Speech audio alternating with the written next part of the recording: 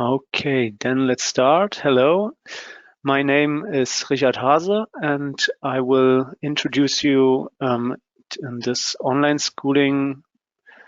But first to my person, I'm working for Dlubal for 1 year. Wait, so maybe we can start. You can see me.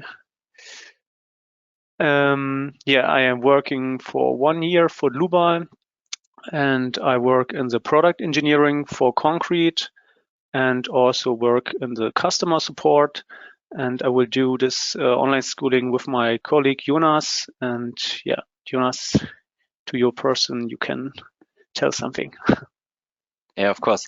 Hi, my name is Jonas. I'm also working in the product engineering and also in customer support, but my main domain is steel design.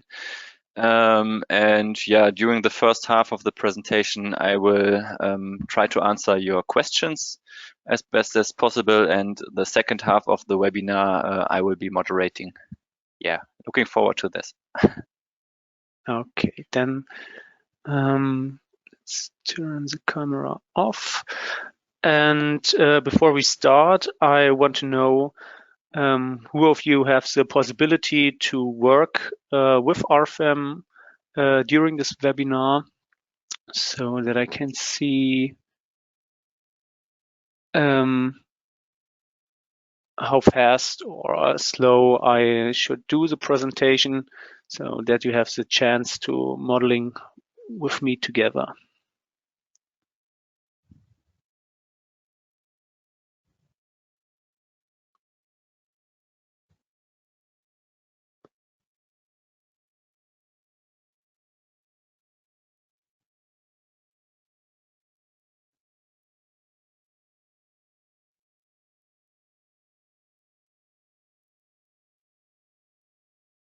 Okay, I'll wait 10 seconds for the last.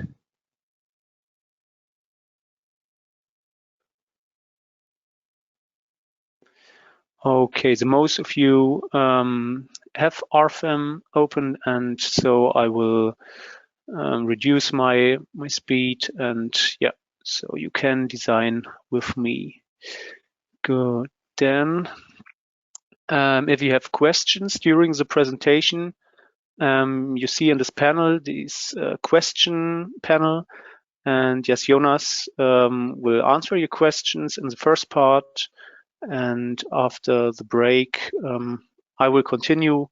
So, and if there are questions open, we will answer it later. Or if you have other questions after the presentation, you can every time write us an email at info@dlubal.com, and yeah, our support team will help you. This is the first part of the events. So today, the students' member design. So all what you learn today, it's equal for RFEM 6 and Erstab 9. So because it's only for members, so it's the layout and the program structure is nearly the same. Then following our section program, it's for our sections, so you can create your own sections and calculate them following the RFEM with surfaces. So that's I think one of the big difference between RFEM 6 and Erstab 9. So, and this you will see on November the 8th. Yeah, the surface calculation. And also we have steel design, reinforced concrete design, and timber design. All events are very interesting, and yeah, if you want, you can register, and it's also for free. So you want then do this. It's a good schooling event. But today for our training, the points I will introduce you on the user interface, so that you get to know how RFEM works, which possibilities you have, which buttons you can click to come to the aim. And yeah, at second, I'll make a little example with a single span beam and show you some things on that, following two other examples where I also show other important content.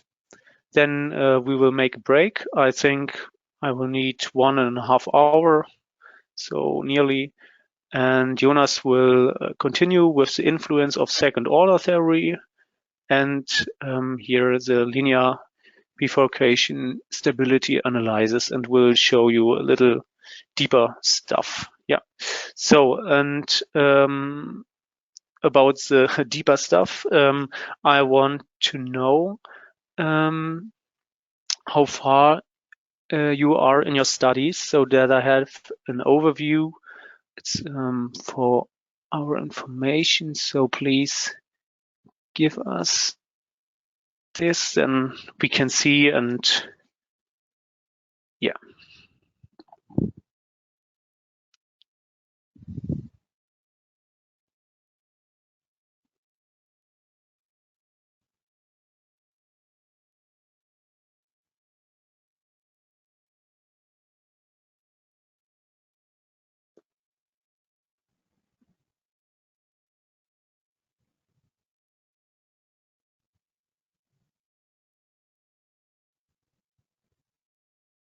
Okay, we wait 10 seconds.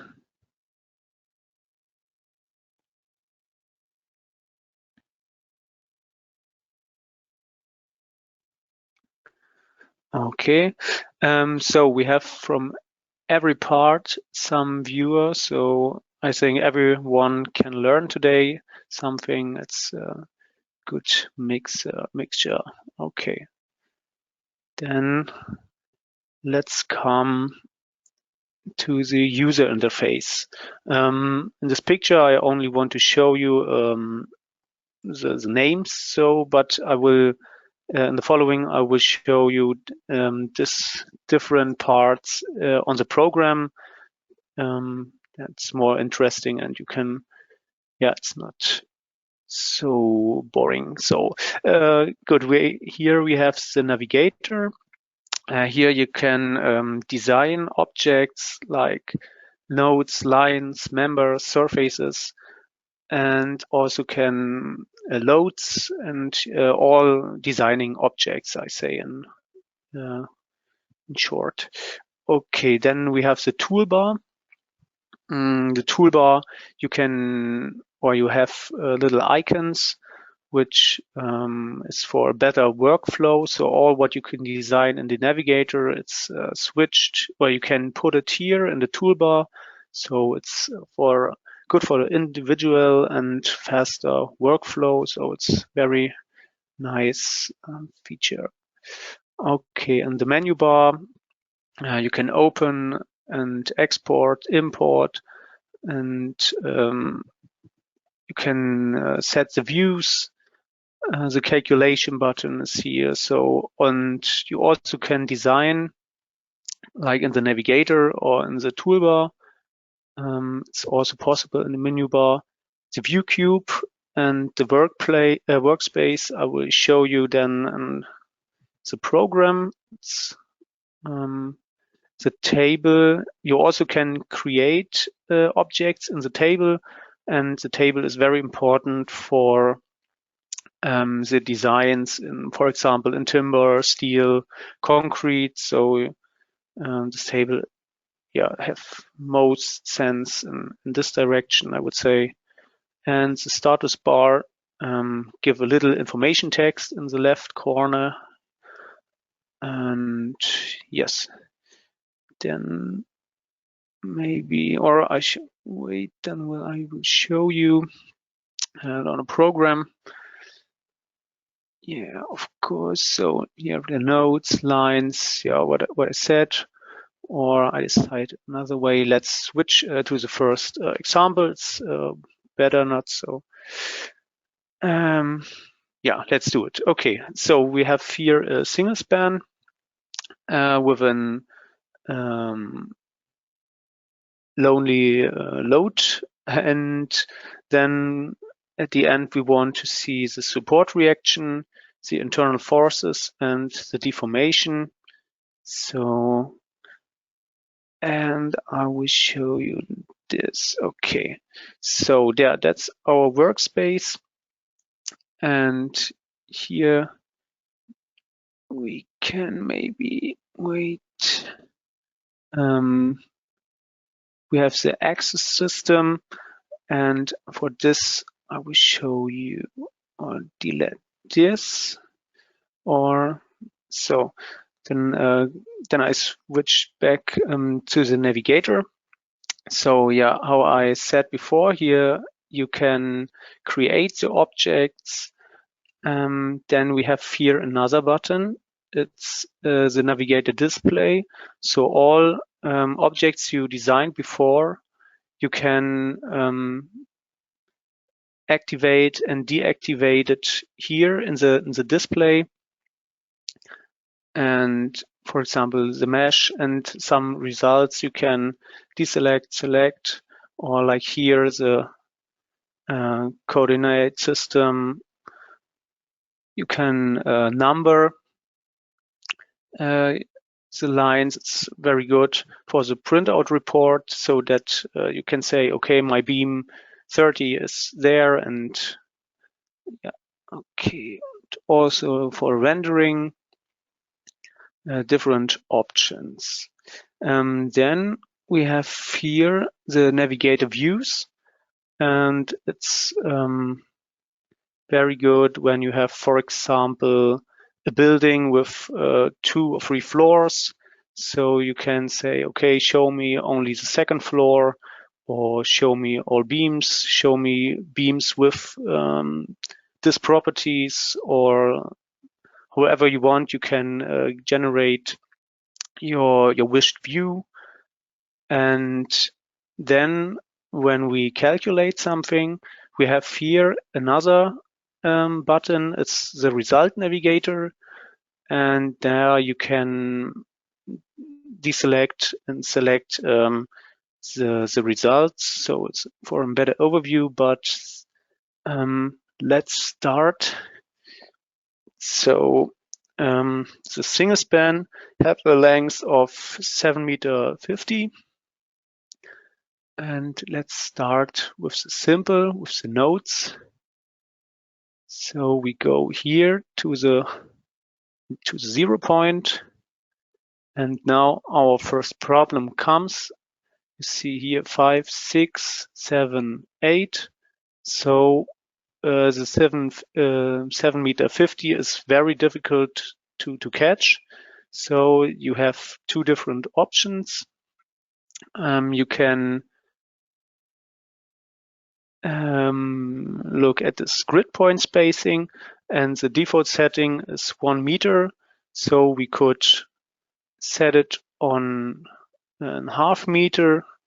So when we go here, you see we could go find the 750 direct, but I will switch it back to the main, to the settings. Okay, so and the other option is when we are here on 7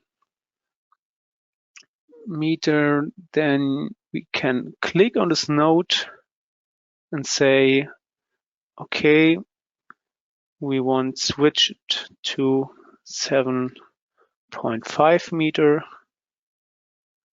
and then the node is here. Good. Then a beam, or later also surfaces, are or you must generate lines, and these lines get properties which make them to a beam, or the the lines of a surface. So let's create a new line here from node 1 to node 2. And this line is only a graphic line, so don't have I say a really function. It's only the graphic. So okay, then let's make this line to a member. And when you double click on this line, you see here the member. And I say all RFEM is structured when you have a little writer there only, and you can edit these options. And you see here, when you edit these options, more options come here. And so the same is here for member. When we click it, then open the member menu. And yeah, we have a lot of member types. The beam is the default, and the beam transfer all internal forces. So later I will show you, for example, a tension member, and you see only normal forces, only tension forces can transfer. And yeah, but I will show you in another example. And even for the study, there we have interesting member type. It's named definable stiffness. So in this stiffness, we create a new. You see, you can edit all parameters you can think for yourself. And yeah, but let's stay at the default settings, the beam. And yeah, then let's go here to the section. And then you see here, create a new section. Then you spring to the library.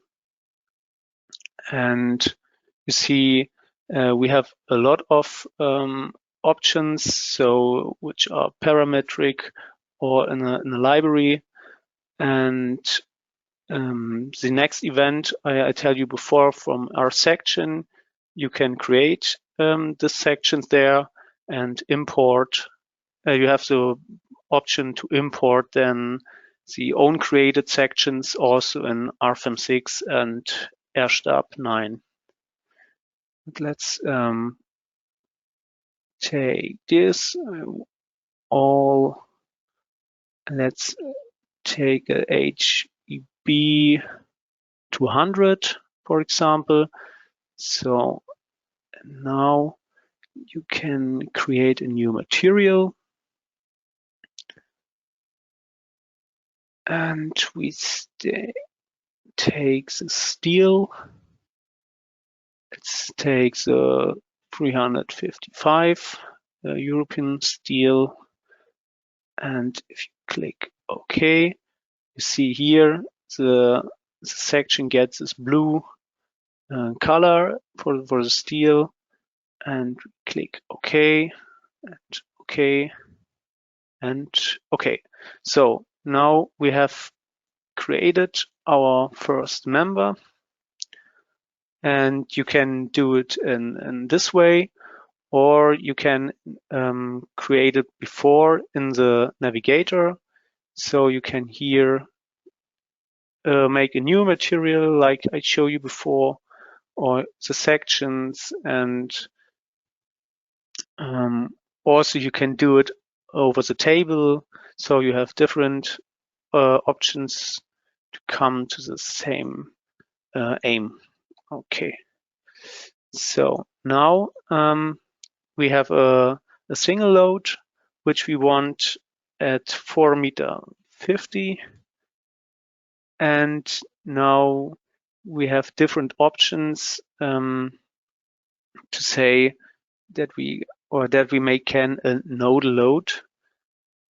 And so wait, here I say the display mode we can change.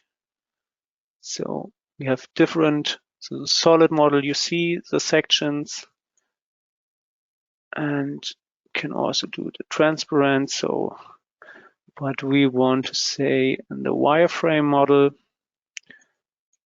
And yes, so now to the options, you can right click, say to the member, divide member, distance, and now you have two options. So I show you both opportunities. Then we say 4.50 m and divide it. So now we see, okay, our beam have divided in two pieces. So it's in some cases it's good, so that when you want to make separate systems, but in our case it's the wrong method, because we want to have this one beam at once. So then I control and that, and the better options is when you double click on the member and choose nodes on member. Here again the new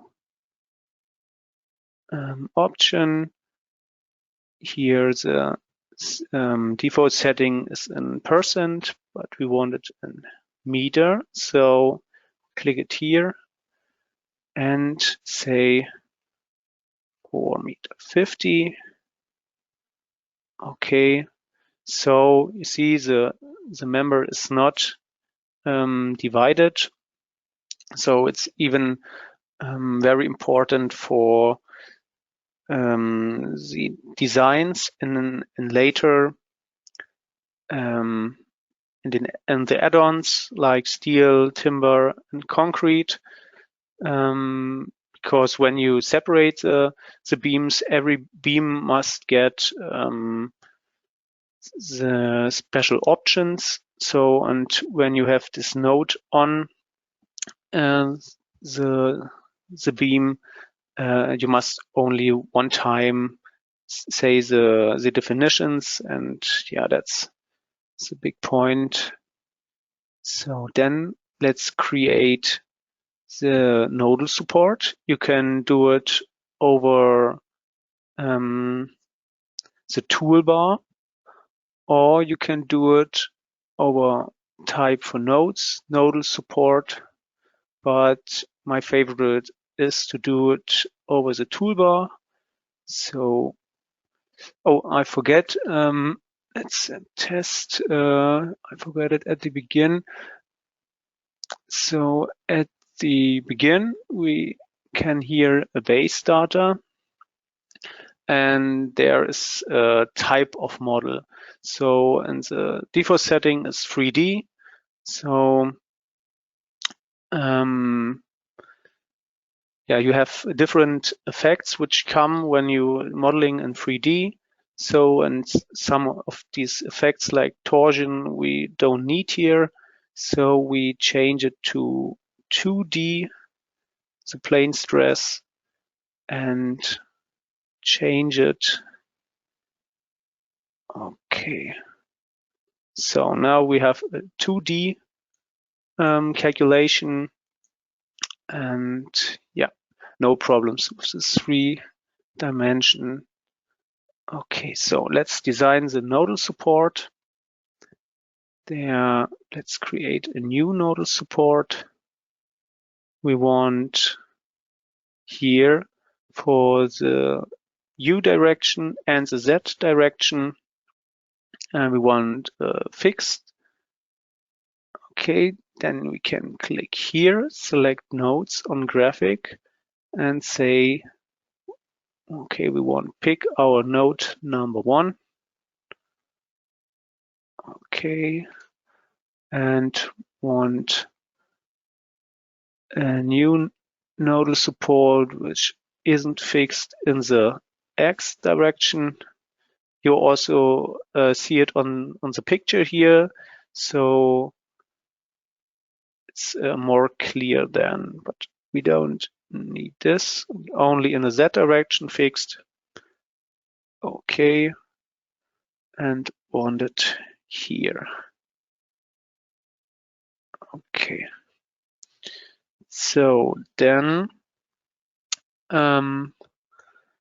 to the loads, I go back to the navigator data, and every time you open a new model, there is the load case self weight activated. Right click and edit, and the active self weight is activated here. So you must remember that when you calculate it, it's all time activated.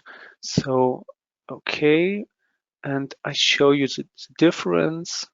Oh, on this example, okay, we go to loads. On want here, create a new nodal load and say 10 kilonewton on our node in Z direction. You can see it here. Okay. So, and now we have different options. We can click it here for calculate all, or we go to calculate and click it here. So let's do this.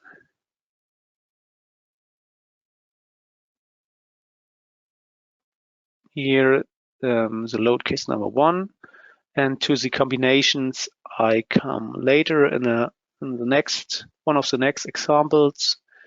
So, and now we can control. We have our 10 kilonewton, and one see here the support reactions. So, and now we see, okay, we have our 10 kilonewton, and here we have 6.3 and 8.3. So it don't fit. So what is the reason for that? You remember I said the self weight, it's automatically activated the self weight, and then we can switch to the navigator display, to the loads. Here you see the loads, and activate the self weight. So you see our, what was it, HEB 200 have a self weight this 1.613, and so yeah, when we only want a calculation without the self weight, and let's check the support reactions, go to the loads again and deactivate the self weight and calculate.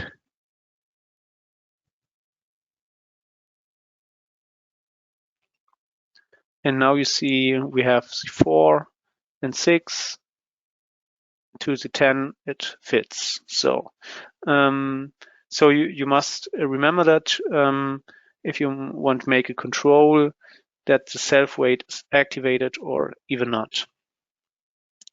Okay, then when I say at the begin, the navigator results, you see we have calculated, and now we have here a new button of the results. And yeah, you see here the deformations, the maximum deformation, but you can also, when you go to deformations, wait, where is the maximum?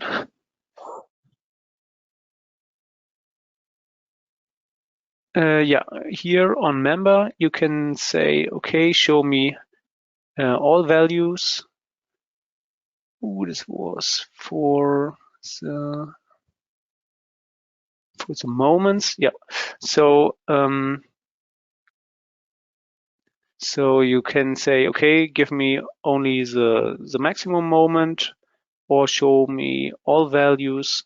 So you can click it in the navigator results, but we stay with only one result.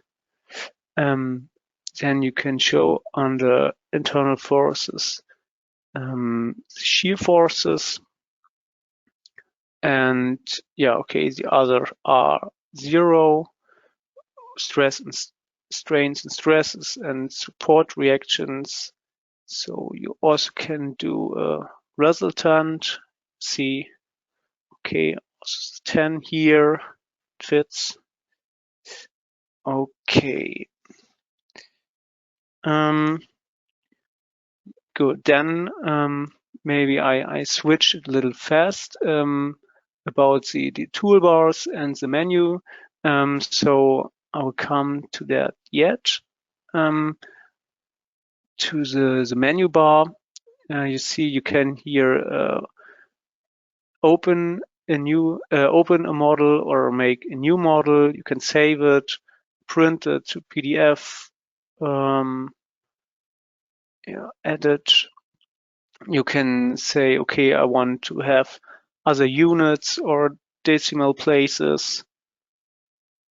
And global parameters, I will show you in another example. It's also a very nice feature. You can hear the view. You can also, when you say, okay, the table I don't want, you can deactivate it. And when you click away, for example, okay, navigator results, oh, I don't want it, then you can, on the view, you can reset the menus and toolbars.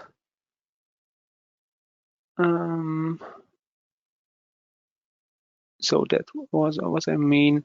Restore default layout, so you get back the standard view.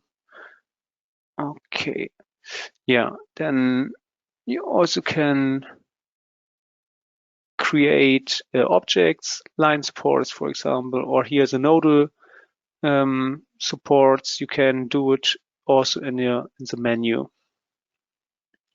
Calculate, I show you results, different tools, display properties. So you see the white background. You can change it here, for example, go to dark background. It's your view is a standard view, but it's better for the presentation with white background. Okay. Yeah, then to the toolbar. I show you before, you can have the nodal supports here. You can create lines, members, loads, and show the deformations, and nearly everything you're searching for, you can do in this toolbar. So, for example, what I will show you later, the global parameters, but let's show on this example, you can customize your menus and toolbars here. You can say, okay, give me the global parameter, and then you can pair drag and drop. You can add it here in your toolbar, and is for every function is it possible. So you click it here in the search function, and per drag and drop you can customize your toolbar. So feel free, which workflow you like, you can create it. So okay, then I think that was for the beginning. Okay, then let's switch back to the PowerPoint presentation. Yeah, now we want to see a 2-span beam with altering load positions. So we have 3 load cases, and the task or the aim is that you can see, okay, which combination of load cases give me the maximum field moments, for example, or the maximum nodal support force. And yeah, I will show you this now. So then we click here on new model. Okay, then let's take 2D again. It's good for our model, and say two-span beam, for example, to the add-ons and standards. Yeah, you will see it a lot in the coming events, but only for informations. So you can click it here, for example, the concrete design, and when it is activated, the beams and, for example, also the surfaces get extra options you can select, so that you can do the design check for concrete, steel, timber, masonry, aluminum, and so on and so on. Also the standards, for example, we activate concrete design here. You see, okay, on which standard with here the ACI or Eurocode, and which national annex the calculation needs, so you can select here. Okay, and the other, it's not so important at the time, and you will see it also in the other events. So let's deactivate. But okay, new model. Okay, yeah. Before I show you the model with the node setting, then the lines, and give these lines the property of a member, and you can do it in a such faster way. So you can create here a new single member, or can do it here. But let's go the other way. I want to have another material. So let's say I want a new material, and yeah, you have the option I show you before, that you can here, for example, select a region, and then the material type, and so on and so on. So that's the first option. Or when you don't want to search it, you can do it with these two signs. And I searching for S235 steel. So, and when you see, yeah, then the program search all the library after this searching word, and you can select. So I wanted for new the Eurocode norm. Okay. And okay. And the option also functions for the sections. So when you click new section, so you say, okay, I want HEB 300, or maybe so in this way. Yeah, the HEB 300. Let's, here's a Euro norm. Then you see it, okay. And okay. Good, then yeah, let's create a new member. Beam fits, go to the section and select here. Oh, wait, then we go back, sorry. Yeah, we have here our HEB 300 with the wrong material. So we go to edit and say here, material, we want our S235 and okay. Then we want the HB300, okay, and say okay, and go to the 0 point, and yeah, 10 meter it fits. And we also can do node on member over divide member distance, and then you must click this this option, create on member nodes without dividing. So that's what we want. And the half, okay, and okay. So yeah, we have one member, and we need our nodal supports again. The fixed one, we take it here. Okay. And once the roller, we want, oh wait, I want to show you why it don't. Okay, okay. Yeah, and if the nodal support is too big or too small, you can right click and can here change the size. So, but I think this size it's okay. Then let's add a new support, a roller. Okay. And okay. So, yeah, to the view cube. So,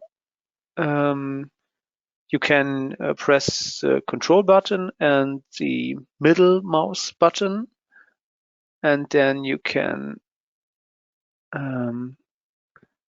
change the view in this direction. Or if you say, okay, I need a fixed view, for example, in the Y minus direction, then you can click it here and you come there. Or you can use the view cube is the same, and so click here and can change in every position you want. Okay, but let's go to the load cases. We want to make a new load case. So we have the self-weight,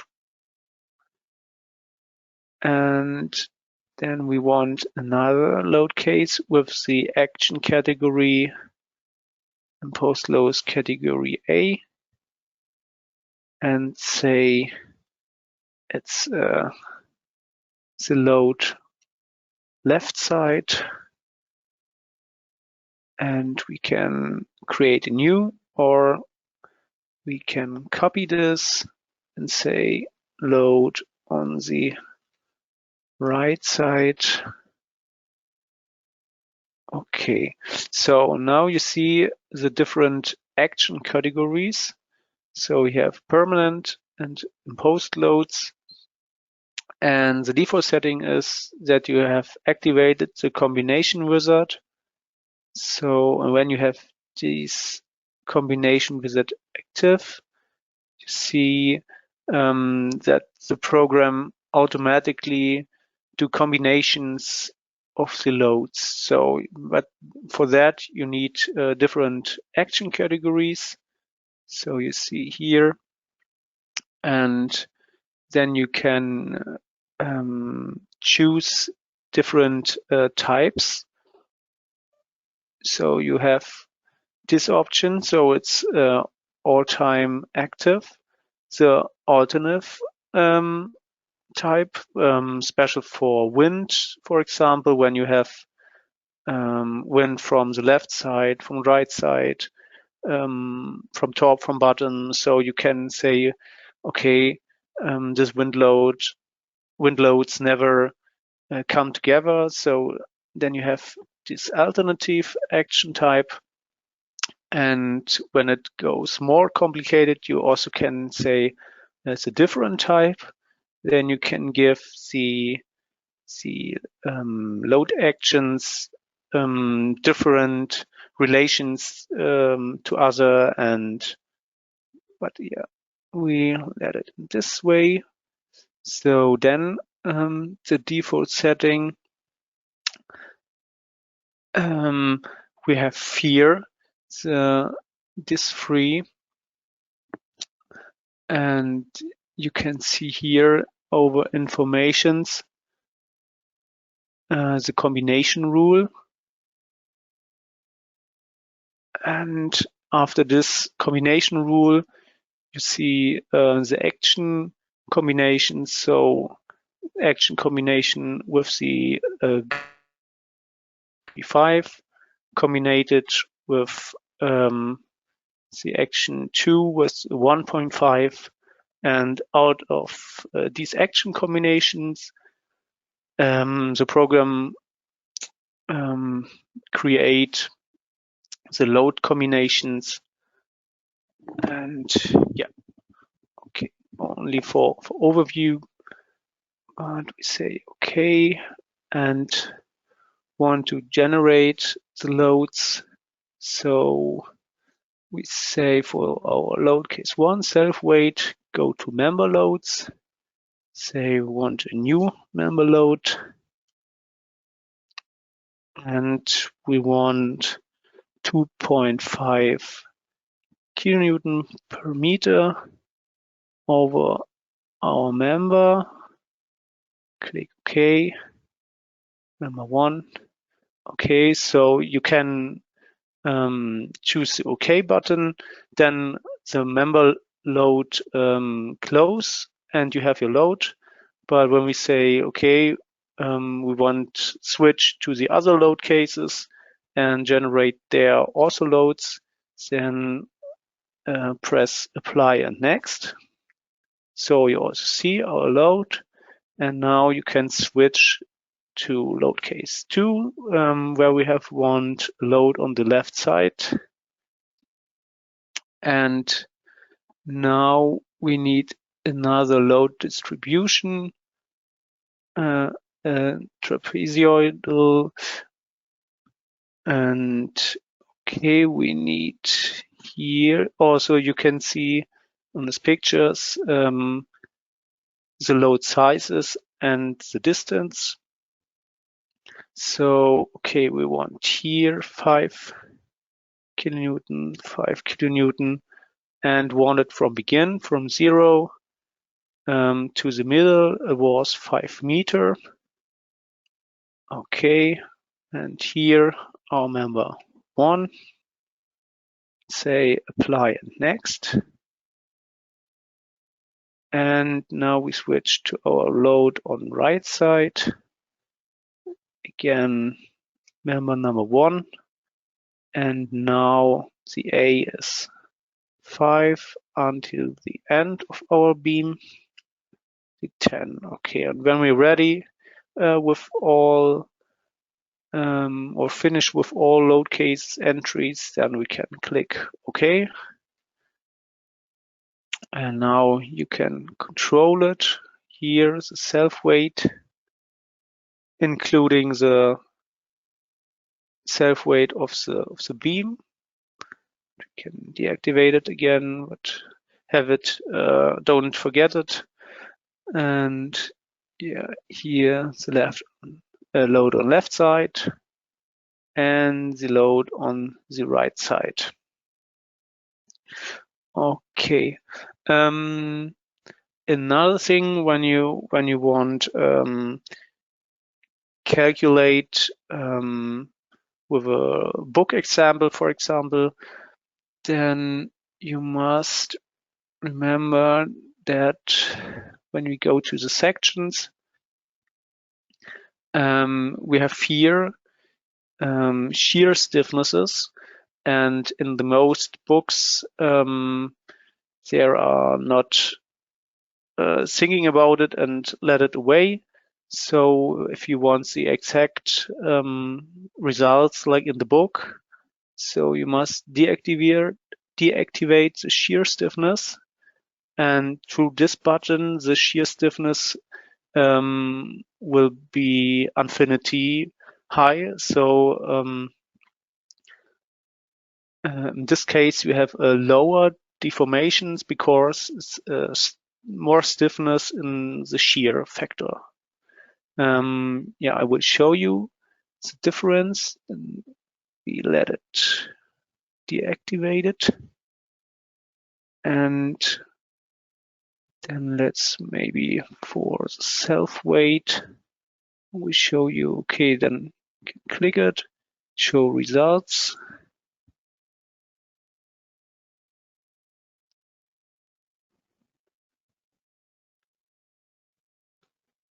Okay, and maybe we can deselect the loads.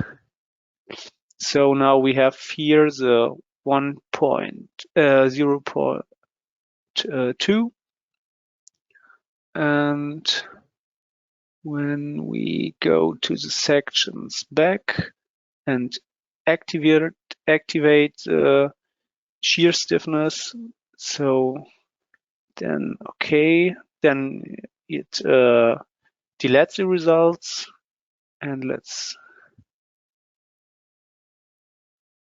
calculate it again. So you see it's changed from 0.2 to 0.3. So the deformation is bigger because yeah, the shear stiffness is making the system softer. So yeah, you must when you make control calculations with literature or so, then most time the shear stiffness is deactivated. Okay. Yeah, then okay, let's calculate. Well, again, I say something to the combinations, and for example, for the ultimate limit, these four load combinations give their internal forces to the design situation. And so, yeah, let's calculate the design situation, and then I show you what I mean. So see, so load combinations, and now you have the option to show you the max and the min values.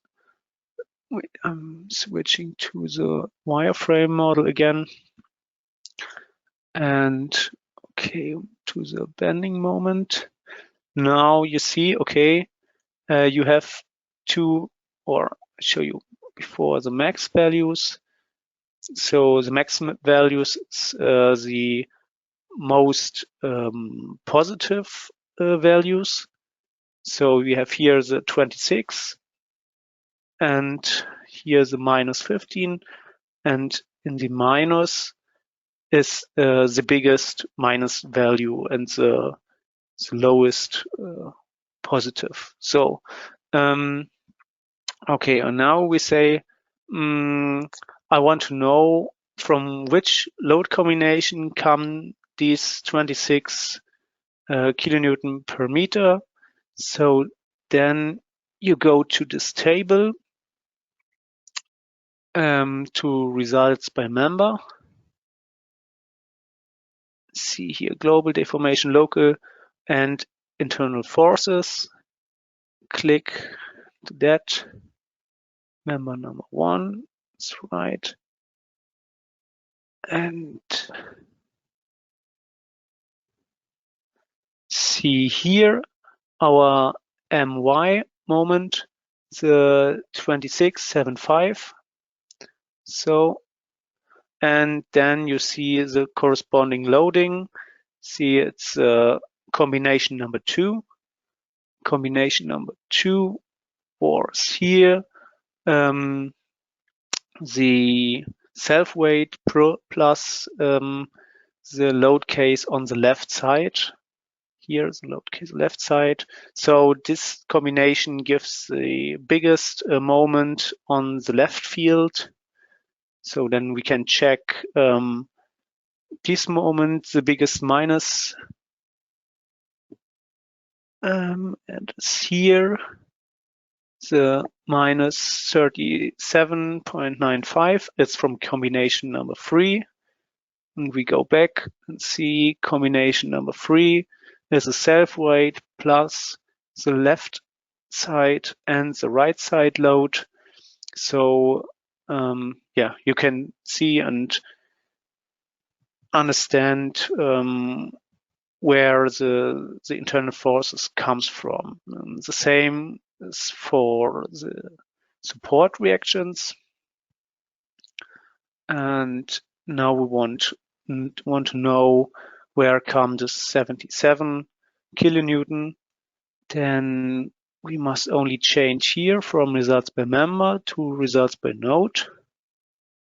And then you see that's on node number 1, node number 3.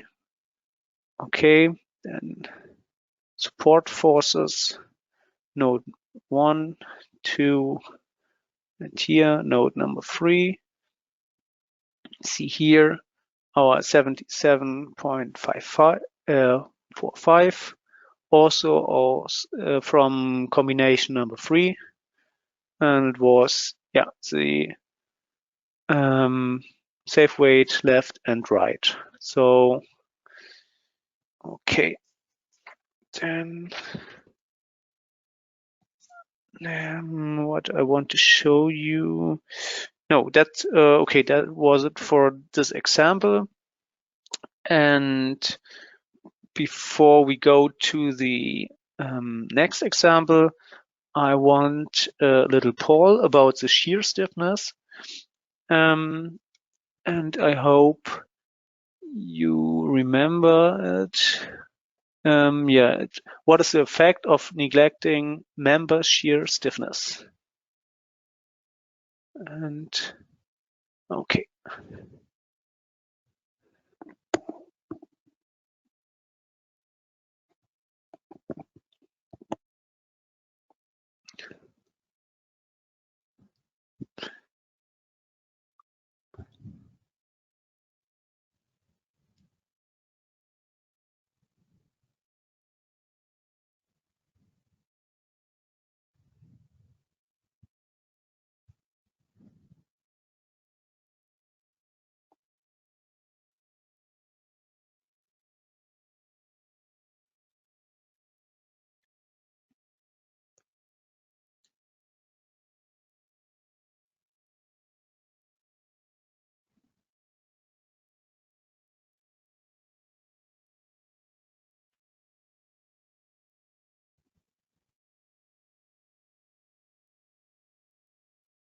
Okay. The answer would be that the deformations tend to decrease. So because just the shear stiffness factor, when you deactivate it, it goes to infinity. So it makes the system more harder, I say. So yeah, the answer would tend to decrease. Okay. Then let's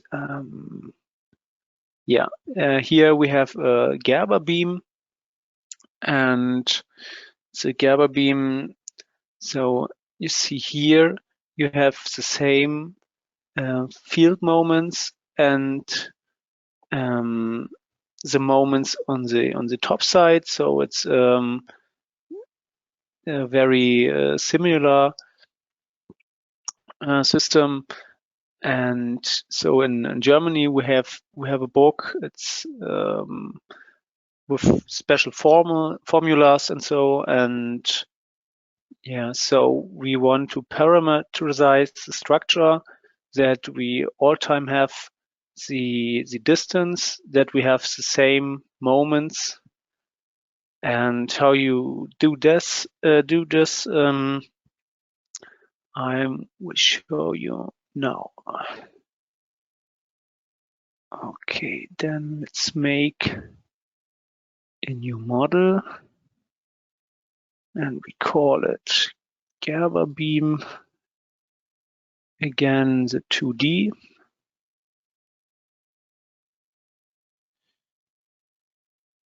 And here we have again the same.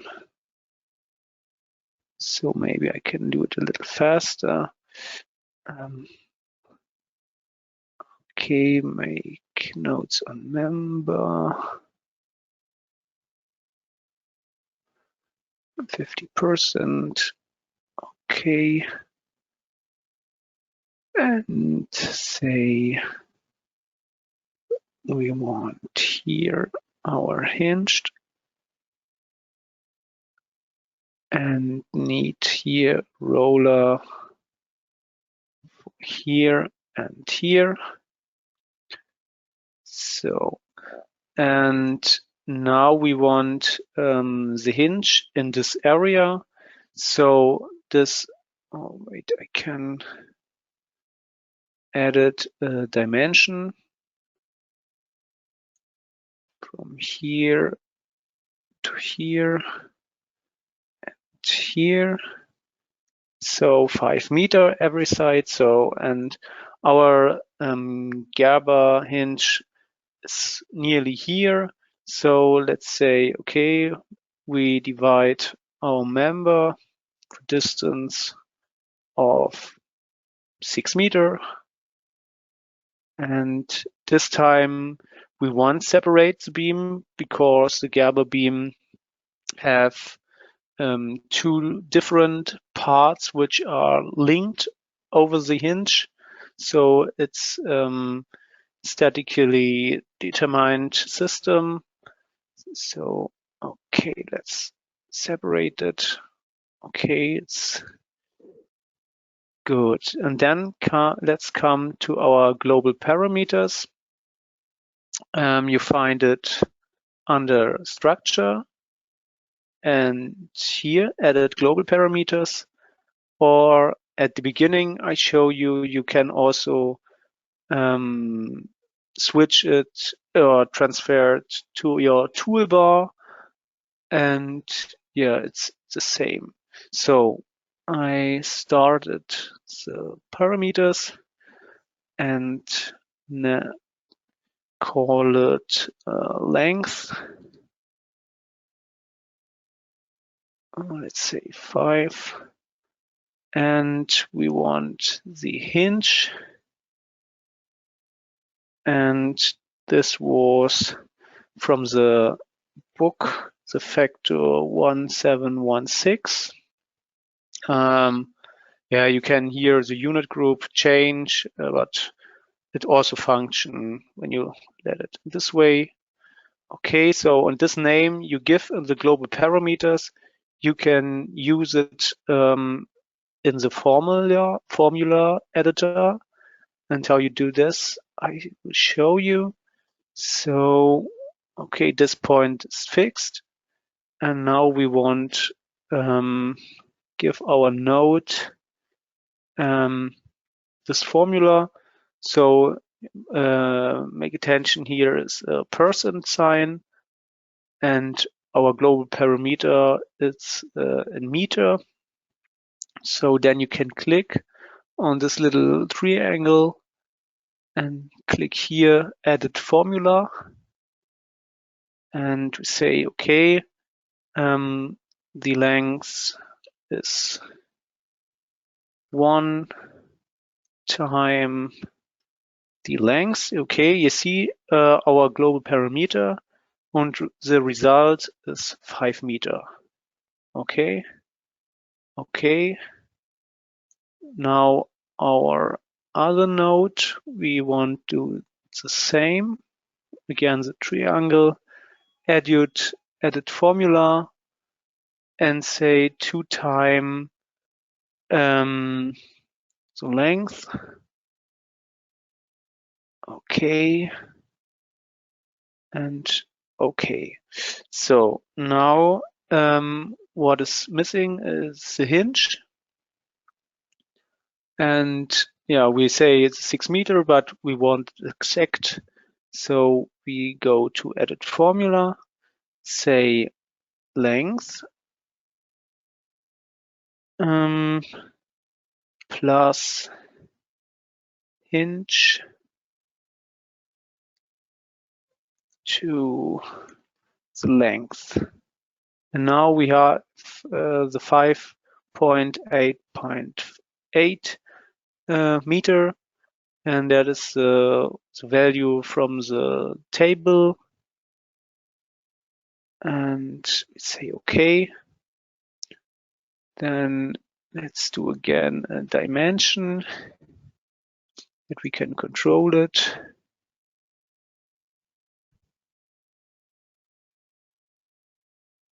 Okay, go to second plane. So 5 meter. And when we now want to change the global parameter and say, okay, I want to have field length of 8 meter, then it automatically change the length. And now I want to show you the effects of the moment. So we take the self-weight and let us show the results.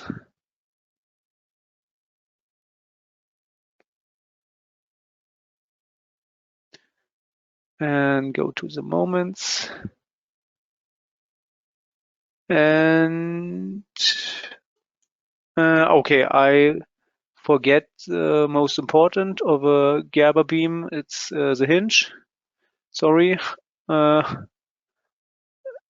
One moment. Yeah, and we must create a rotational hinge for the moments. And click OK. And click OK. So you see the little white one here. We can also with right click make it bigger a little. Okay, so then let's do it again. The self-weight start.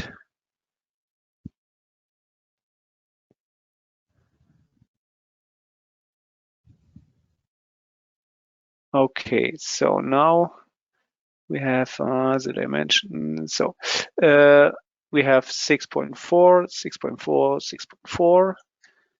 And when we want to change back to structure global parameter and say, okay, the field length of 5 meter and calculate it again.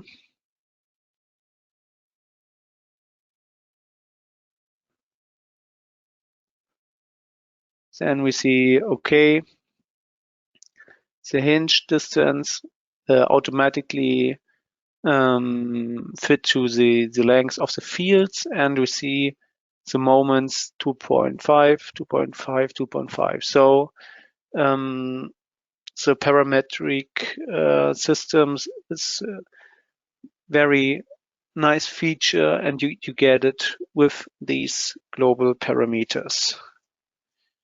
Okay. Then let's see. Then I have one last example. It's a 2-hinged frame with tie rod.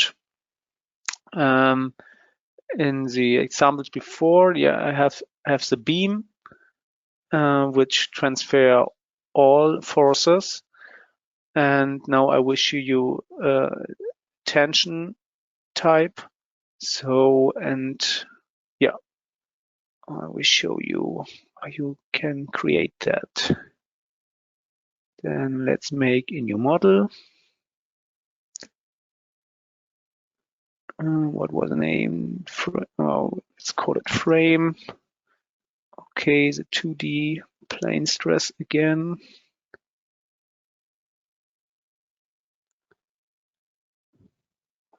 Okay, to the Y.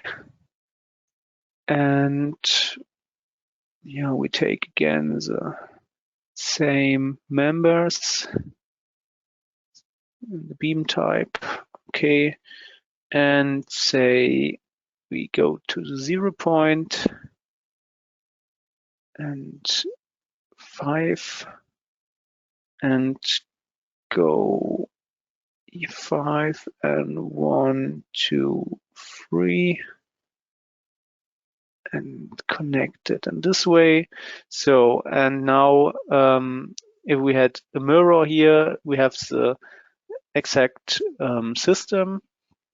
So let's do it with the mirror selected objects. So you click here, you want create a copy, and the mirror is in YZ. And then you choose one point. Let's choose this one. And when you say OK, so when you have symmetric systems, you can be clever and make one half and then the other half make it with the mirror function, and yeah, it gives a little time back. Okay, then again our nodal supports. We take the hinged. Okay. And want it a little bigger. Okay, so then we want our special member, the tension. So again, here the beam, all internal forces were transferred from the end of the beam. And now we take the tension, and only positive normal forces will be possible to go through this member type. Okay, then let's do it here. And so it looks very, or it all looks similar. So, and you have the options when you go to the navigator views, members by type. You can say, okay, show me the beams. Then you see, okay, this one, or show me the tension. That's one option. And the other one is when you here under in the navigator display and in the object property, go to members. So the reason why all look same is because it's choose the material, and you can change it to the member type. And wait, we must cancel. So yeah, it's near the same color, but you can change it to yellow, for example. Then you see, okay, you have the blue one, the beam members, and the yellow one is the tension. Okay, but let's go to a wireframe and add some loads here. So let's add some loads. You can load a new load case here, or also in the toolbar. So when you see okay here, the new load case, Then we want snow with the action category, snow ice loads, want a new, and this should be wind from left side. Have here the wind, and a new one, let's say temperature. Okay, so and now we see again the action categories. So wind, okay, now we have only one wind load case, but it's a default setting because, yeah, I tell you before. So the design situation is same, action combinations. Now you see when you have more than 2 load actions, then the normed combination rules. When you look here, so you have here the gamma values, which are the same, but the psi values, yeah, you can see different psi values and which is the leading load, and yeah, you can see it, and the load combinations again the same. Okay, then I don't have okay, I don't have click OK. That was my mistake, so it broke up. Then again, fast snow, wind, and temperature. Okay. Yeah, then let's create some snow loads. We go to member and say snow load.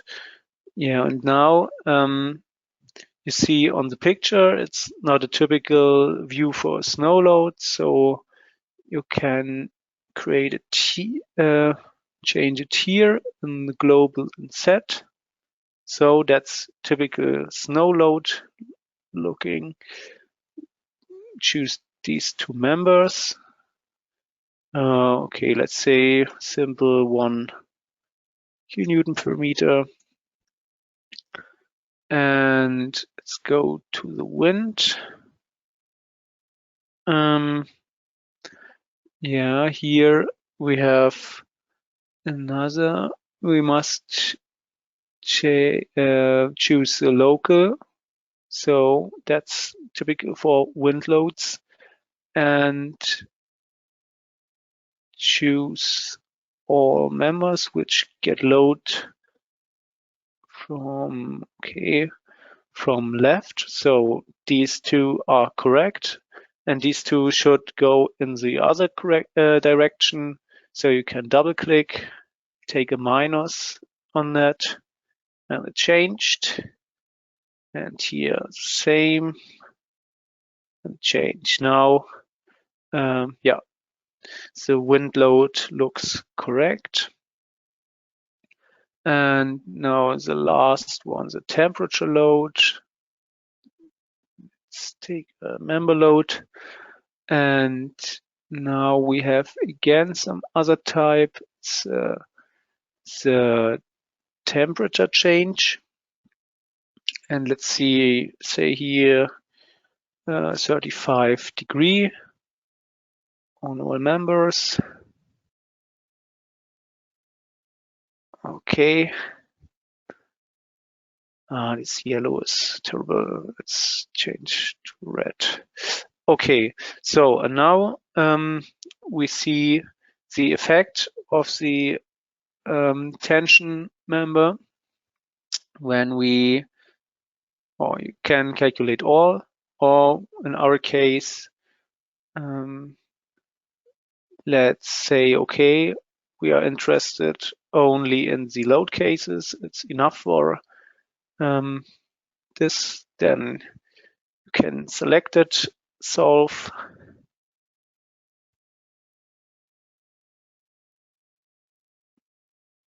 Okay, then we want to see the normal forces. go back to self-weight. So with the minus is pressure, and the red one with the plus is tension. So you see the self-weight here, you have pressure, normal forces, and here we get tension. So for snow, nearly the same. And now we have the next load case is the wind from left side. And now you see here we have tension, here pressure, and you see here there's no force because you get pressure here, so it falls away. Don't have an effect here, and yeah, that's what we want. And okay, temperature the same here, tension and pressure. Okay, I see here I have the wrong section. Let's correct this in the fast way. So can hear the massive one, the parametric. So and say with a 50 millimeter. Okay, so the results are the same, but only for correctness. Why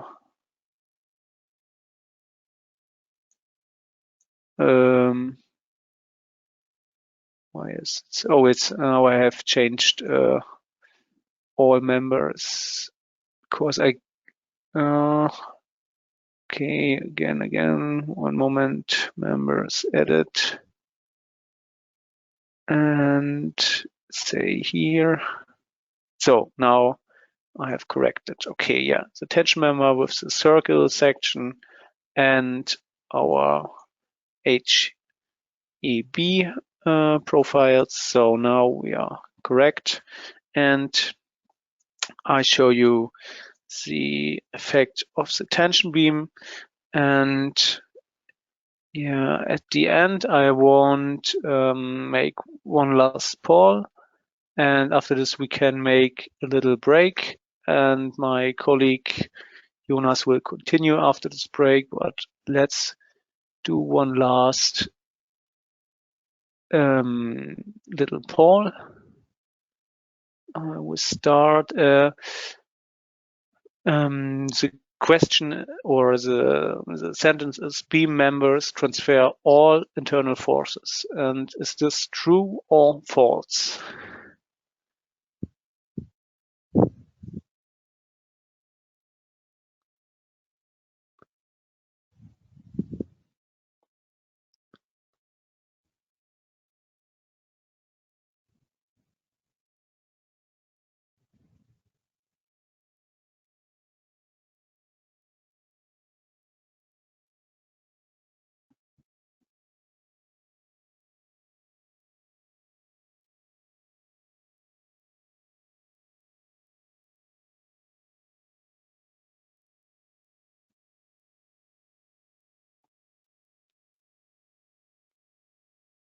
Okay, I wait 10 seconds more.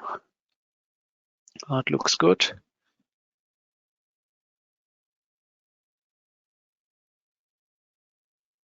Okay, yeah, everyone who does give an answer was right.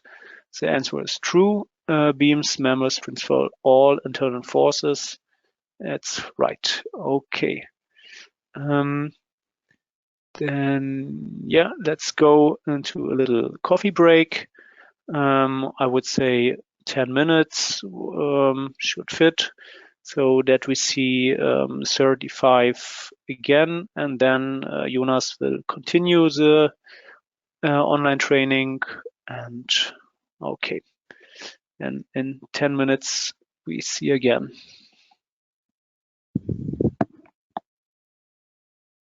Yeah, hello and welcome back to the second part of our student online training of today.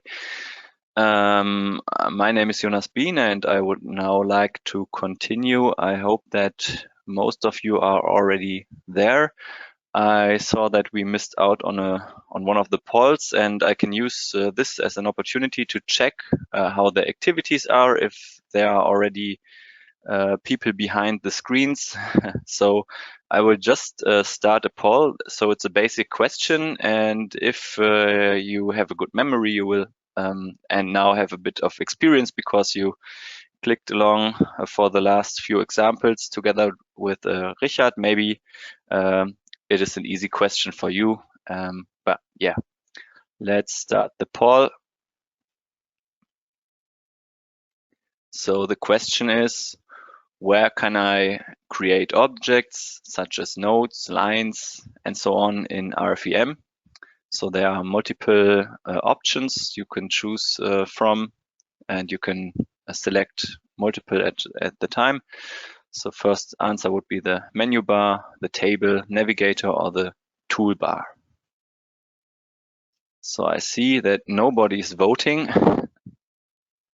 so far. Okay.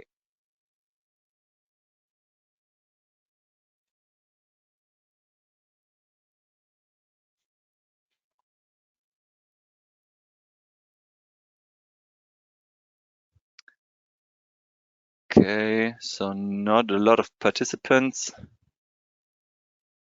I would leave the question open for 10 more seconds, and then it is that it is. We will continue with the webinar.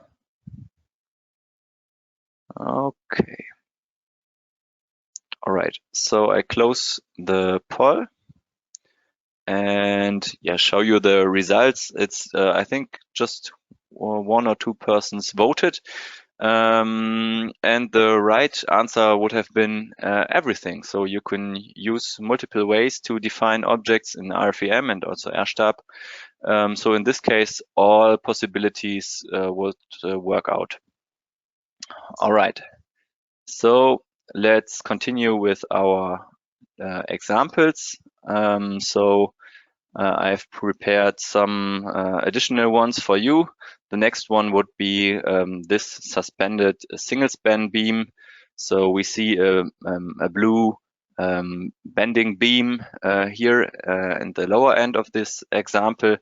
The total length of it is 16.5 meter, and it is suspended in its thirds. So there are truss members that in this blue nodes act as an effective vertical support, and we have a distributed load Q equal to 15 kilonewtons per meter acting on the beam, and we should determine the support forces and internal forces, and I want to show you some additional viewing options.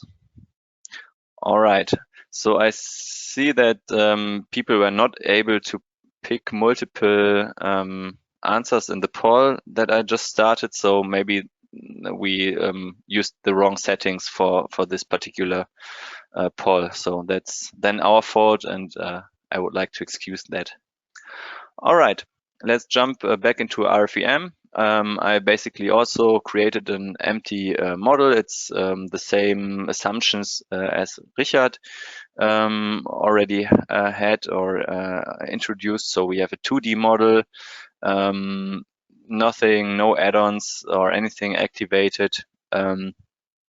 We have just, I cheated a bit, so I created the steel material S235 and one section because Richard already did that and I don't want to repeat.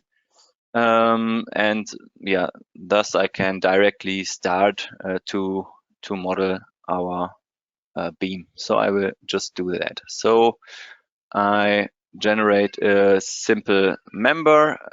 Member type is beam in this case, and the section should be HEB 300. I confirm these settings, and then I click on the origin, and I want a beam that is 16.5 meters. And now I forgot to change my points in my work plane in the grid, so I can only pick 16 or 17 meters, so that's a pity. So I could have done that on beforehand, but I could also use the direct input of the second nodal coordinates in order to set my second node location. So I can also enter 16.5 meters here for the x coordinate of the second node and 0 for the z coordinate. I just have to make sure that I don't hover over the workspace with my mouse now. Otherwise, the coordinates would reset. And if I now hit apply, my beam is generated. Okay, we can see it has the correct section. Everything looks fine. Now I want to introduce 2 additional nodes on the member. So I divide my member with the function. So I right click, then the context menu opens, and I want to manipulate the member. So I hover over members, go to edit. Oh, sorry, that was the wrong function. I wanted to divide the member. Members, divide member with n intermediate nodes, and I want to have 2 intermediate nodes with equidistant distance. And as Richard already showed you in the beginning, I want to use member nodes with the type on member without dividing my beam. So I get these 2 additional blue nodes here. I will switch to the wire, the draw wire view, so you can better see this. And then I introduce supports at the beginning of the beam. Wait, let me just get rid of the coordinate of the axis system and the origin, so we can better see what's going on here. And then the second support is a sliding support in X direction. So that would be this one. And I assign it to the end node of my beam. All right. Now I have to, or I can also, now that I have the beam, I can apply the member load first. So I choose to apply a uniform member load of 15 kilonewtons per meter. Assign it to member number 1. Okay, so that's already done. I can do the same as for the supports. I can just open the context menu for that load and quickly adjust the height if I wish so. So I think it was a bit big, so I just scaled it down a bit.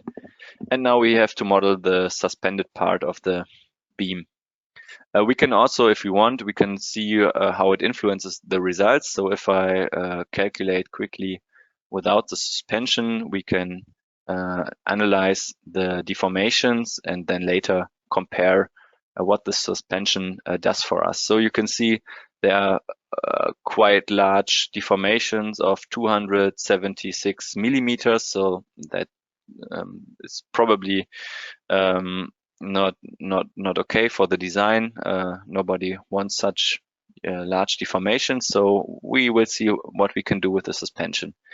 To make it easier to model the suspension, I will just copy the 2 nodes on the member upwards, and I think we had a delta z of minus 1.4 meter. I create a copy of these 2 nodes and hit OK. And now the program automatically sees, okay, these nodes that I want to copy are not on the member anymore, so it changes its type to standard. I do the same with the nodes at the start and the end of the beam. Now I enter 2.3 meter as a minus delta for my Z direction and also hit OK. Now it also copied the supports, which is okay. In this case, I just need to change the nodal support of the node in the upper right corner to a fixed support. Otherwise, we will have an unstable system. And now I can use these nodes that I pre-generated to just enter beams, or in this case, I want to use truss members that only transfer normal and vertical forces due to self-weight between the nodes.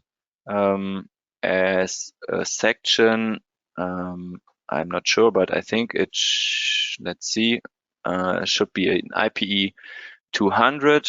So let's quickly define a new section.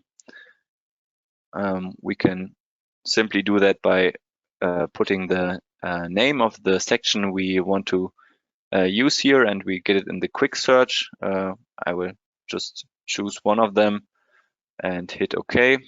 So now I also have the correct section for the suspended members, truss members, and now I just add those to the model by adding them between the nodes I just generated. Just the vertical members now. Okay. And now it looks pretty fine to me. I can show the volumetric rendering, and also what helps is to maybe plot or color it by section type. I will do so that now I can make sure I have applied the correct sections, and also I can check the member type. It's also fine to me. And now I hit the calculate button, or I ask the program for results, and it realizes, okay, there are no results, so I have to calculate them. And now we can see we have vertical deflections of 46 millimeters in as a maximum deformation value, which is much less than we had without the suspension. So before we had 276, I think. So that's they do contribute a lot to the vertical stiffness of the system. We can also show the deformation of the member of the members on colored sections. So we go to deformations. These are some of the results settings for the view settings, and we change the deformation view to section colored. So that gives us a good information and good idea of the deflections between the nodes. And it also has the benefit, so if we have some rotations of the beam, in this case we don't have, the beams don't rotate around their own axis or the local axis, but we could also see it when we change the deformation view to this mode. That's another advantage. Okay, then let's check how the internal forces look like. We see that these truss members here in the suspended part, they take huge axial forces in tension, and we can also check the moments, bending moments. So we don't have any bending moments in the truss members as expected, and in the beam we have like it looks like we have 3 different parabolic shapes here. And we now only see the maximum bending moment value for the intermediate field, but if we want to see the maximum values of this or this parabola, we can also add additional result values. So for that we go to the settings here and to members, and we say we want to see all values, and this way we can also see how the maximum bending moments are in the left and the right field. All right, we can also do a close or give it a closer look to the results of the bending beam if we click it, select it, and then we see just up here we have the possibility to show result diagrams for the selected member. Let's do this. And what we now see is the results over the length of the beams. Or we can also see where the position of the intermediate nodes is along its length. And we can check multiple results in one view, so we can add additional result values here, so we can also analyze the vertical or the shear forces here in the same window, and we can seamlessly hover along the length of the bar, and we get the interpolated results for all result values that we have activated here. We can of course also plot such result diagrams to the printer, to PDF, or to our own printout report, which is used for documentation of designs and calculations in RFEM. All right, so that would be already it. We could, of course, also, what is interesting are the support reactions. We have quite large support reactions in these upper nodal supports here. Of course, they correspond to the large normal or axial forces in the truss members. All right, so that would be it for this exercise. Let's move on and get to a new topic. Now I want to speak with you about truss members. So I delete everything that I modeled here and show you the next task. So next we should model an ideal truss structure that you can see here. We should use truss members with only N. So these only transfer normal or axial forces without considering any gravitational loads that could otherwise be transferred. We should use for all members the HEB 300 that we already generated, and we have some. So this truss is simply supported at the lower chord, and we should also apply nodal forces at the upper chord. And the task is to determine the support forces, internal forces, see which members are in tension and compression, and which are basically null members and can be neglected in the structure. So let's do this. Note that the length of all members should be 3 meters, at least the ones belonging to these outer triangles. Okay, so in this case, if we, for example, want to start with the diagonals, and we know the length of the member and the angle, so it should be 60 degrees towards the x direction, we can use the function, you can find it up here, a single and work plane, and this allows us, after I set the member type and the section to the correct ones, this allows us to define a member by its length and the orientation in the work plane. So we can see an orientation of 0 degrees corresponds to an orientation parallel to the z-axis and in z direction.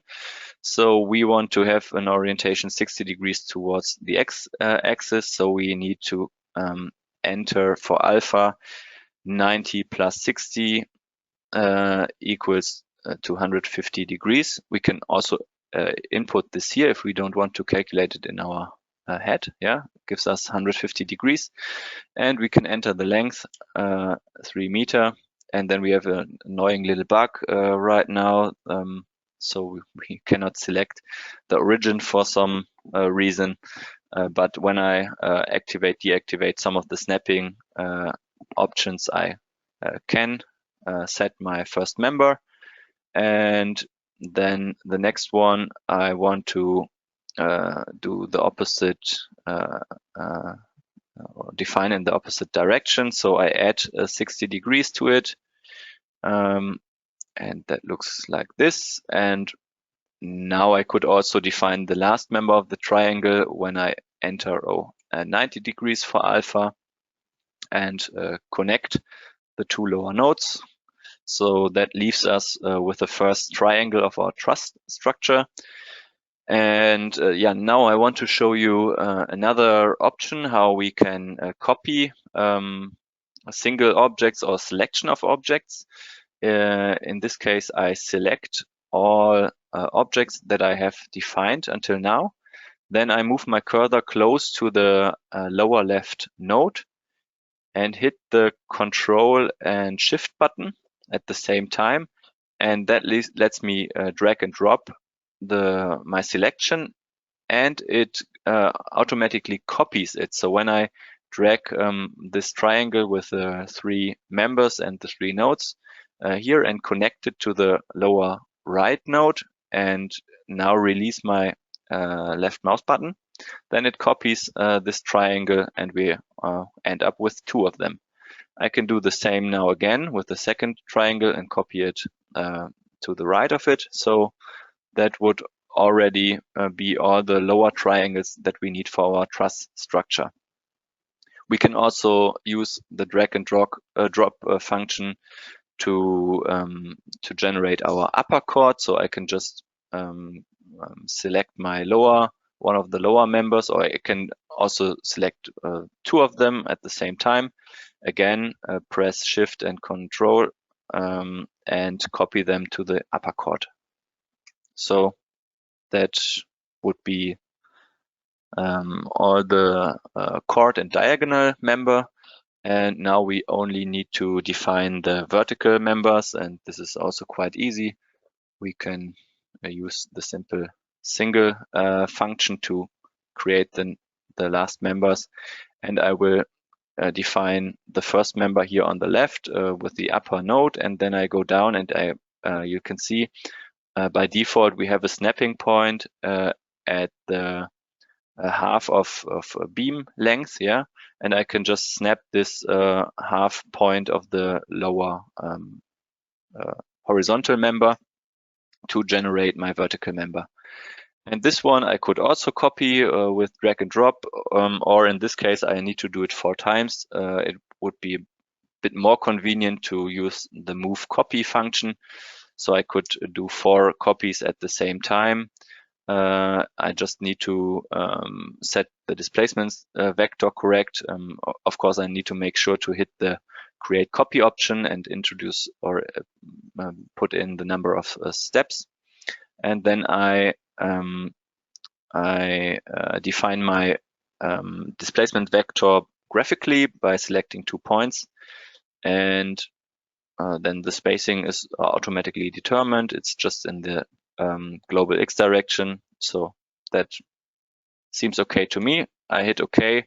And now I see that all the vertical members I needed are generated by this copy function.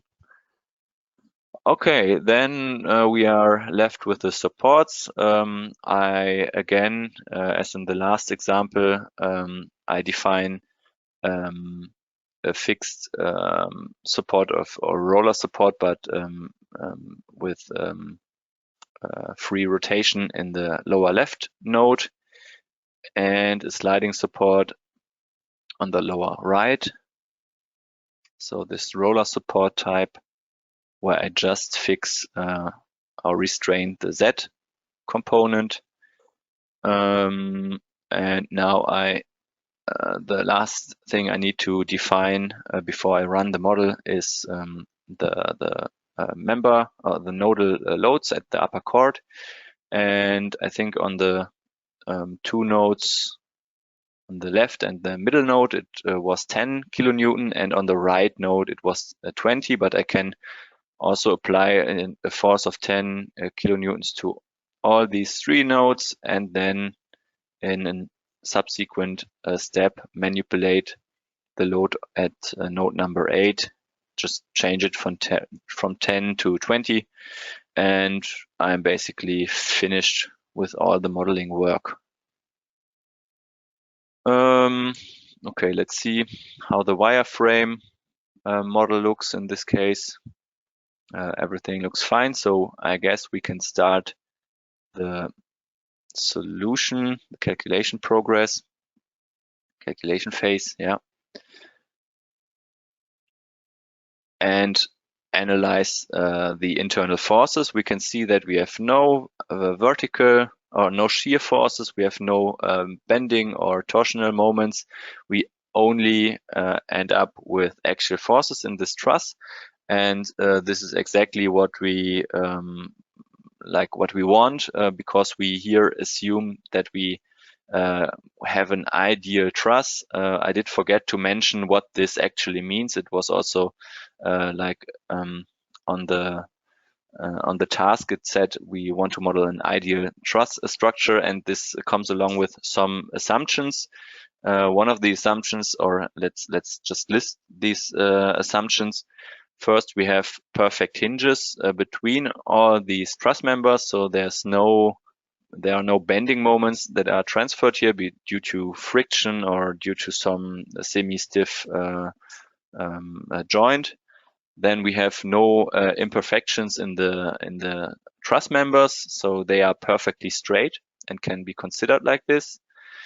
Another assumption is that we have no eccentricities in the joints, so where all the truss member meet, they meet the system lines, they intersect in one common point. So in this case, here at this node, 5 different members meet exactly in this point. That's also not every time the case in real truss structures. And all the loads we define act on one of those nodes of the truss, so we don't have any intermediate loads acting on the members, and we don't have any gravitational load. Yeah, and this leads to those results that we only get axial forces in our truss, and we can now try to categorize the members that we have. So we analyze the normal forces or the axial forces, and we see we have some that have positive axial forces. So these would be the compressive truss members. The positive ones would of course be the tension members, sorry. So it's also indicated by the red color. So all the truss members that have red axial forces, they are the tension members, and the blue ones would be the compression members. And what we see as well is that our vertical members here, they don't have any axial load at all. So these would be our zero or null members, and those under the assumptions that we set and under the loads that we set here would have no functions and could be deleted without altering the results. Of course, we can also analyze the deformation if we wish so, but that was not the task in this case. All right, so as you have seen with all the manipulation options that we have, it's very easy to define such structures, but we have an even simpler way to solve such a task, and this is by using blocks, and that would lead us to the next example. So the next task would be to create a pre-generated truss structure by using blocks. I will just show you in a minute what these blocks are and how they are defined. And so we should generate this and then do some changes to this pre-generated truss structure to see if and how we can do so. So let's start with this. I will again delete what I have modeled for the last example and now show you a new world, let's say. So I can introduce these pre-generated blocks by using the block manager. I could also, so all these blocks are located under special objects and blocks. I could also double click on blocks and create a new block. That also brings me to this block manager. And in here, you can see that we have a lot of pre-generated structures. So for example, single span beams or continuous beam that we have modeled also in this webinar.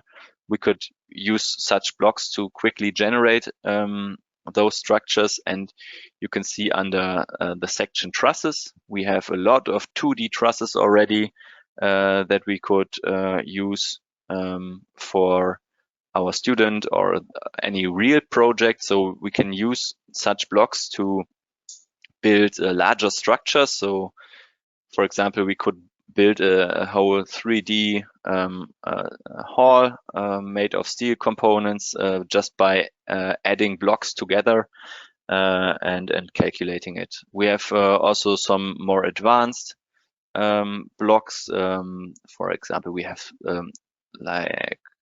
let's see, we have even tower parts that we can combine to in bigger structures. So that's quite interesting to see. You can also find some predefined stairway structures or something like this. So it's very neat. I think there is one employee at Dlubal that just prepares such blocks for the customer. But the block that we are looking for is actually can actually be found under trusses 2D, and then it would be the first one with the block description FT001A. And the nice thing about these blocks is if we double click it to bring it into our model, okay, we are required to change the model type to 3D, but that's not a problem. Let's do so. So these blocks require a 3D model, but that's not a big deal. We can just change it, and now we can first in the first page see, or we have the option to change the position of where we want to insert this block in our whole global model. Now it's set to the origin, which is in this case fine for us. But in the second tab, we can also change the dimensions, for example, of this object. So we can say, okay, I don't want to have such truss with 6 base. I want to have, I don't know, maybe 10 base. So that's no problem. Just so it's pre-parameterized. I can change this number quickly by putting in different numbers. And for this example, I'm asked to change the length and the height of our truss. So I think 6 base is for us okay here, but I wanted to change, or I'm asked to change the total length of the truss to 18 meter. And all of the base should be 3 meters in length. So I have multiple ways to do that. I now decided to do the input via L and L1, but I could of course also do it by changing L1 and L2. That's preference. But yeah, in this way I set the default. I follow the default path. And the height we want to adjust from 2 to 2.5 meter. Okay, so that would be the dimensions set and done for our truss. Then we also need to change the sections. So for the upper and lower chord, we are asked to use an HEA 300 instead an HEB. So we can quickly change the section if we want. So let's make our HEB 300 into an HEA. Just change one letter, and here we are. So top and bottom chord would already be perfect. Now for the diagonals, we want to use an IP 160. So let's just use the second section and redefine it or change it from an IPE 200 to an IPE 160. And since we are already here, the posts, so the vertical members of our truss, they should be an HEA 160. I will just copy the section number 2 with the IPE 160 and change it to an HEA 160. Okay. Apply, and then I change the section for my verticals to an IPE, and for the diagonals to the IPE, and the verticals get section number 3, HEA 160. So that would perfectly work out. And now by clicking OK, this block would be inserted into our model, which is very nice. So it's very easy to define bigger and larger, more complex structures with this. And you can see it's still parameterized. And the nice thing now, if I want to change something, I can at any time modify my block, so I can go back to the parameters of the block and change them whenever I want. And these blocks, or you are not restricted to the blocks that we have so far predefined and fed into our software. You can define such blocks on your own, and how that is done can be seen here when we go to the last page of the block. We see the source code that is the basis for our block, and you can see this is written in a certain programming language in JavaScript, and you can first like study all these functions and the source code for these blocks to see how the input for such blocks is. You can combine input from different blocks, and you can of course alter or change, do some slight modifications to the input to learn how this programming language can be used in the context of RFEM. You can also use JavaScript to do in-app scripting. So it's also, you can activate the console and use the JavaScript functions to generate, for example, nodes, and you can also use the console to find out how the syntax for different operations looks like. For example, if you go here, you can find a lot of information about programmable objects here. So that's quite nice. Yeah, but that's a whole another webinar, I would say. I'm afraid it's too complex to cover all of this here, but I just wanted to show you how far you can go with the in-app scripting already. All right, and now our task was to, we can see that these diagonals and vertical members, they are actually members of the type beam, with some hinges applied to them at the start and the end of the member, and we were asked to modify these members and change the member type to truss. So we can just select all of these members and change the member type to truss or truss only N. Click OK, and now we get rid of the hinges, so that's makes it a bit more clear in the modeling. So we get rid of some objects, and we can also, by like analyzing or by displaying the member type, we can now already directly see how the members act, what degrees of freedom they have, and which internal forces they can transfer. So that makes it a bit more clear in the modeling. All right, yeah, but we don't want to do any further investigations on this block. I just wanted to show you that the possibility is there to create such blocks and build up your models from those blocks. It's very convenient. Yeah. All right, so let's get rid of all these objects. I also delete the blocks.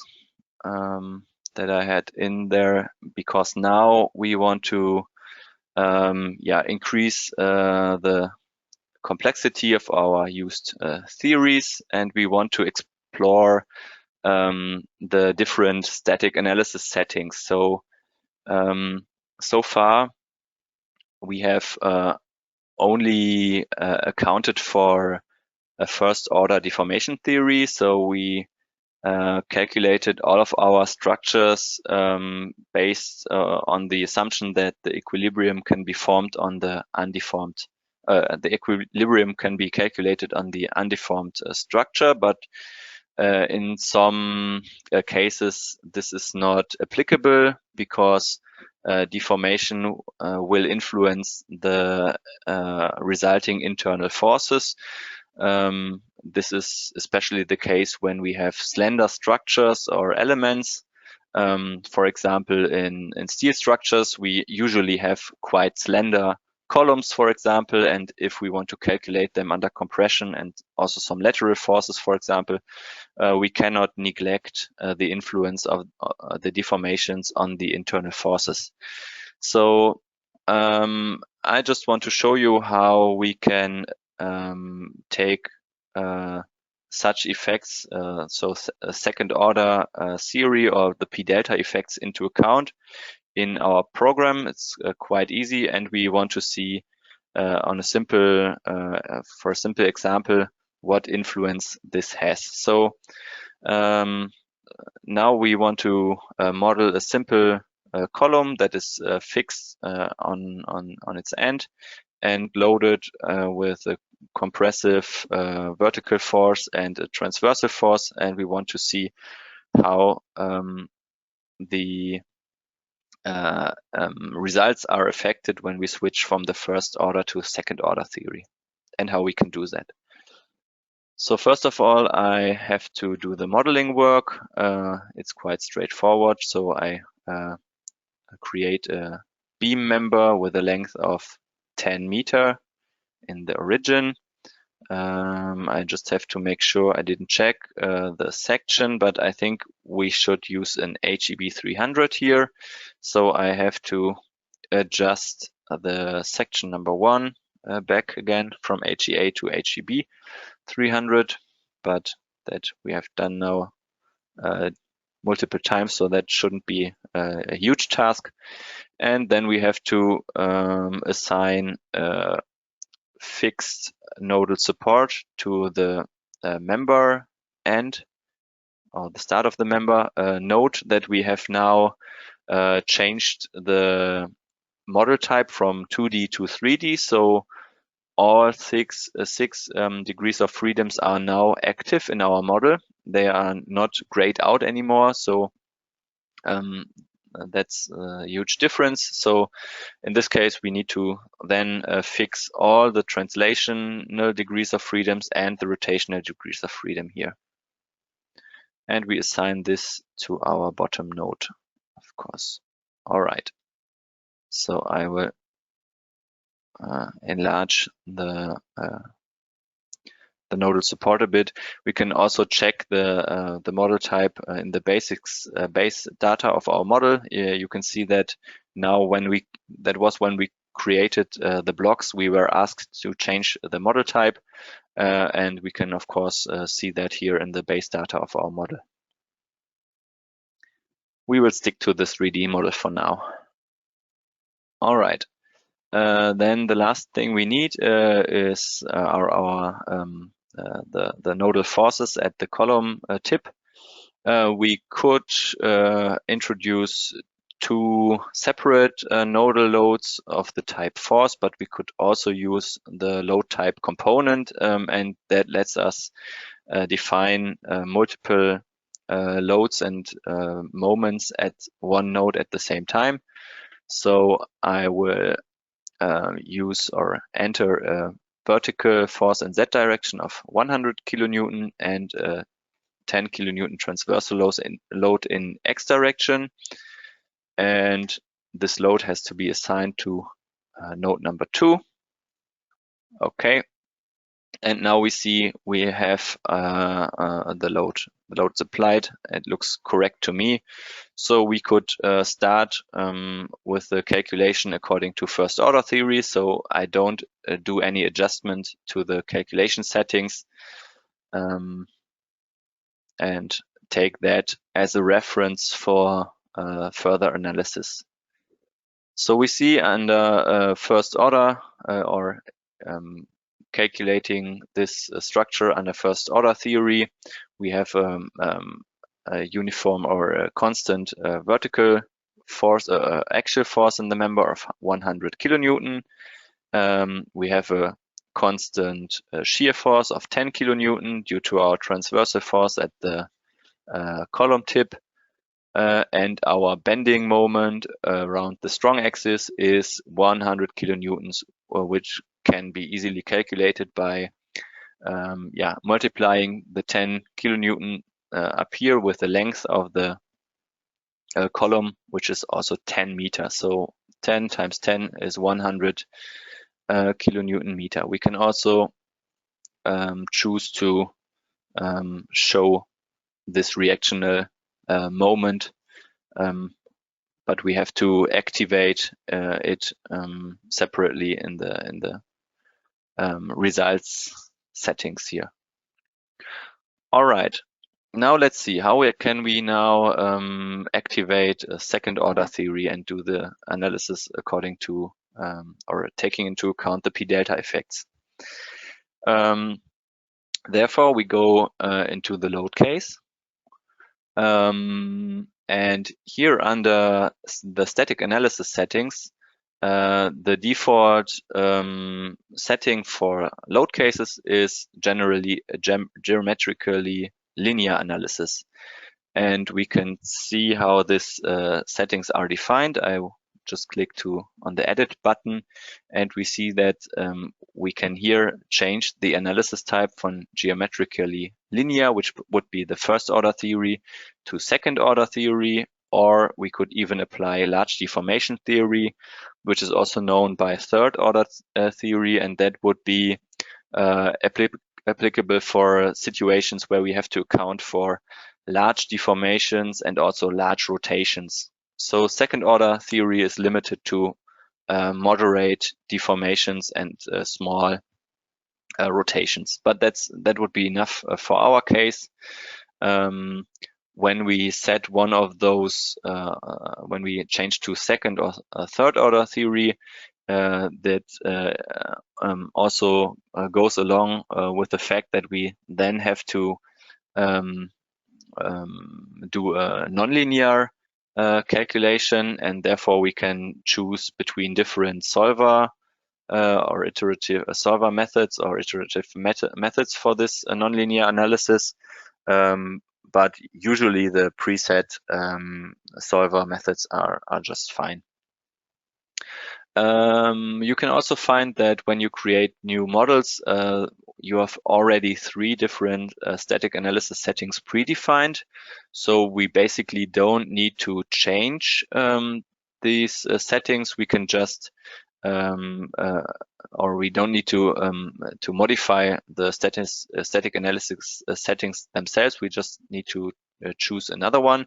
But I want to keep the load case 1 with a static analysis setting number 1. So I want to still be able to calculate it to first order theory, and I just make a copy of this load case. And by copying the load case, that also means that I copy all the loads that are in the load case. And for the second load case, I now switch to the second order theory. And now we can easily calculate both and compare the results. So I click OK, and now we can switch between the load cases, and we can see, okay, for load case number 1, of course, we have still the results are active. We just calculated that. But for load case number 2, we have the same load applied here. So that was copied as well. And now I want to do the calculation of our load case 2 with taking into account second order theory.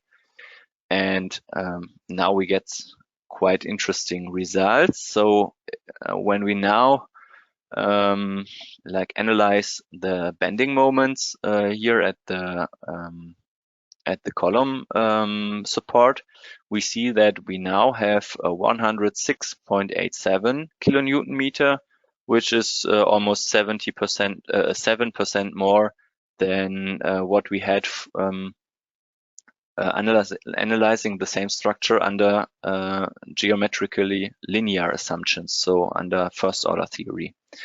And the delta can be explained by an additional bending moment that comes from our vertical force multiplied by the horizontal deformation of the tip of the column. So when we look into the deformations, we see that the column at the end deforms by 68.7 millimeters. This is almost or it all goes into the global x direction. And when we multiply the 100 kilonewton vertical force with this eccentricity that's coming from the transversal load, we get a delta bending moment of 6.87 kilonewton meter. So the 100 kilonewton from the transversal load multiplied by 10 meters height add up with this load coming from the eccentricity. So that's quite interesting. All right, so I also want to show you how we can directly compare, or how we can easily compare these results. So we can clone the results window. We can go to the menu bar, click Window, New Window, and now in the second step we can arrange our windows vertically. So now it splits the screen into the two windows that I have that are active, and I can now click, for example, in the first window and activate MY and the first load case, and then I go to the second window. I activate load case number 2 and activate MY, and in this way I can very conveniently compare the results of both load cases at the same time. So that's also nice in daily work, or if you want to have show multiple internal forces or deformation results of the same structure, you can use multiple windows and use this tile function to show multiple results at the same time. All right. So in this case, maybe for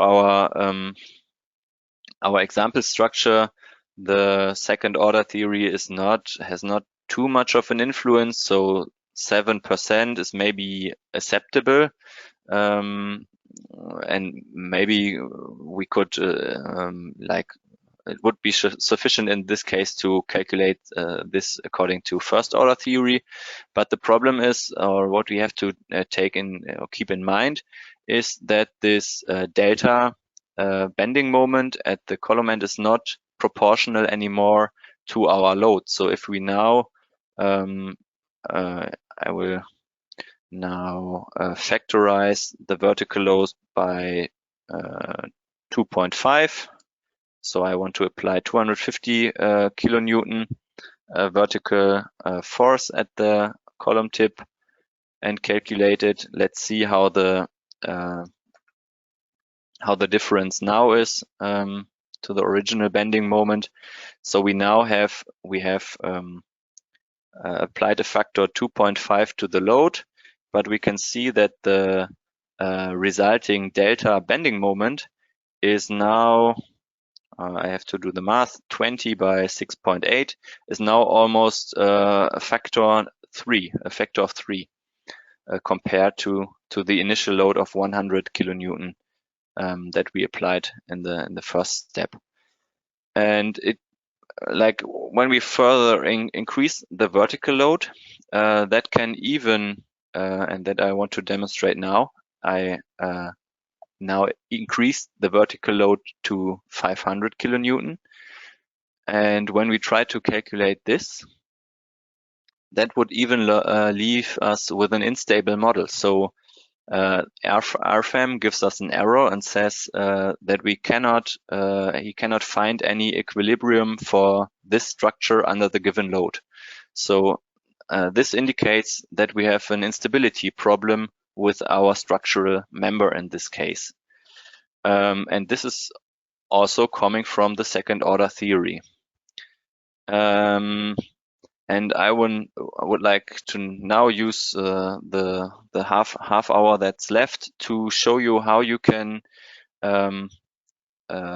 find out this instability load by not trying different loads and see if the model gets unstable or not, but how you can do it in a nice way using the tools that RFEM provides you.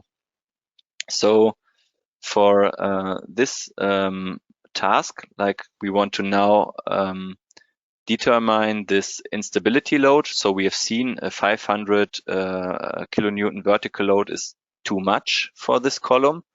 It will get unstable. And we want to exactly find the load that this structure can take under second order theory. So therefore we have an add-on that we can activate under base data of our model. So I go to base data and the add-ons, and I activate the structure stability add-on. That's exactly the tool that we need to fulfill our task. And with this structure stability add-on, we can perform a linear eigenvalue analysis of our model. So I will slightly modify our model. I will first get rid of the load case 2 and go back to our load case 1 that we have calculated under first order theory. I will also get rid of the 10 kilonewton transversal load, so that will just slightly change the results of our stability analysis. But maybe you see what this leads to.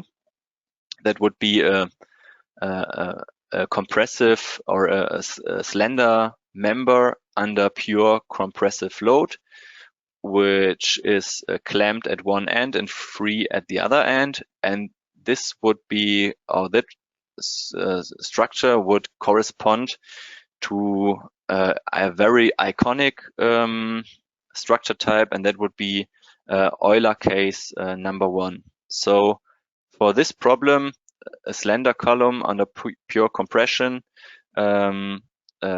Euler already found an analytical solution to derive the critical instability or buckling load that you might already have learned from in your studies. And yeah, we want to know, see how close can we get to the analytical result using RFEM 6 and the structure stability add-on. And to perform a linear eigenvalue analysis, we can now go or edit the load case options. And since we have activated the structure stability add-on, we have the possibility now to calculate the critical load for with the internal forces that act in our load case number 1. So I open the load case options and I activate this option, calculate critical load. And then you see that I have to choose between different stability analysis settings here. I can also show you how these look like and what options you have for these options for the stability analysis settings. Sorry. So the structure stability add-on can be used to perform the eigenvalue analysis that we now want to perform. You can also do an incremental or use an incremental method to incrementally increase your load until a failure occurs of your structure. But in this webinar, I would just want to show you the eigenvalue method, because this is a very basic tool that is needed a lot and helps you to better understand your structure and how prone it is to instability. And then we have an eigenvalue method. If we choose to use eigenvalue analysis, we can choose between different methods to calculate the eigenvalues and the eigenshapes. But for most problems, the standard settings are okay. What is always interesting, or you also should always think about how many eigenvalues you want to calculate. Of course, the more you have, the more time it will take. In our case, for this very simple structure, we can stick to 4 eigenvalues and be just fine. So I leave the standard settings, and now for our load case 1, I press OK, or I press calculate. And now we can see in the calculation progress, we do one solution for the static analysis and one that was called ST1. So ST stands for structure stability. So that was a second, so to say, load case that was now solved. And accordingly, we get 2 different results now. So the results of the stability analysis, they are different results type that we can access through this drop-down menu here in the navigator, and the results navigator, or in the table. And of course, we also get the static analysis results. So of course, this also influences, or the static analysis results, they are the basis for the stability analysis. So this stability analysis is done under this loading situation that we calculated here. And when we switch to the stability analysis results, we see that we first get the eigenvalues, or in this case, the eigenvalues correspond to the critical load factors here. They are presented in this table, or also accessible through this drop-down menu. And we get for each eigenvalue the eigenshape of the structure. So when we click through these eigenvalues here, either through the table or this drop-down, we see the eigenform or the eigenshape of our structure. I will now change to the colored section so we can better see what's going on with our column here. So the eigenshape that corresponds to the first eigenvalue pretty much is buckling around the weak axis of our column, which is expected. And the second eigenvalue corresponds to buckling around the strong axis of this profile. Of course, this depends on the orientation and also the section that we use for this analysis, but this is kind of what we expect from this stability analysis. The third and the fourth eigenshape are higher eigenmodes, so these are not too interesting for us now. But now let's talk about the eigenvalues itself, or the critical load factors. And these critical load factors, they correspond to the factor that you can multiply your external load with in order to get an unstable system under a second order theory analysis. So that's what the critical load factor gives you. The magnification factor, it's not very much used. It can be, for example, used to as a simplified approach to calculate second order theory internal forces from first order internal forces. So this is a simplified way to get second order theory bending moments, for example, we can apply this factor to the first order theory bending moments. That would be, for example, allowed in some cases following the Eurocode 3 for steel design. But it's not a very general factor that you will need a lot. Much more interesting is this critical load factor. So in order to show you that this would be the value that we looked for, so we have before we have done the second order theory analysis, and we saw that this column failed under 500 kilonewton vertical load. So let's again do this analysis, and so I copy the load case number 1 and perform the second order analysis. I deleted it, but I could have kept it for this step. And now in the load case 2, I want to set my vertical force to 443. So that would be the critical load factor multiplied with the external load that we set for load case number 1, which was the basis for our stability analysis. And now I just perform a static analysis for the load case 2 and see if I get an instability or not. And we can see that we can just calculate this model. Now I want to slightly increase the vertical load to 444 kilonewton and see if this is still the case.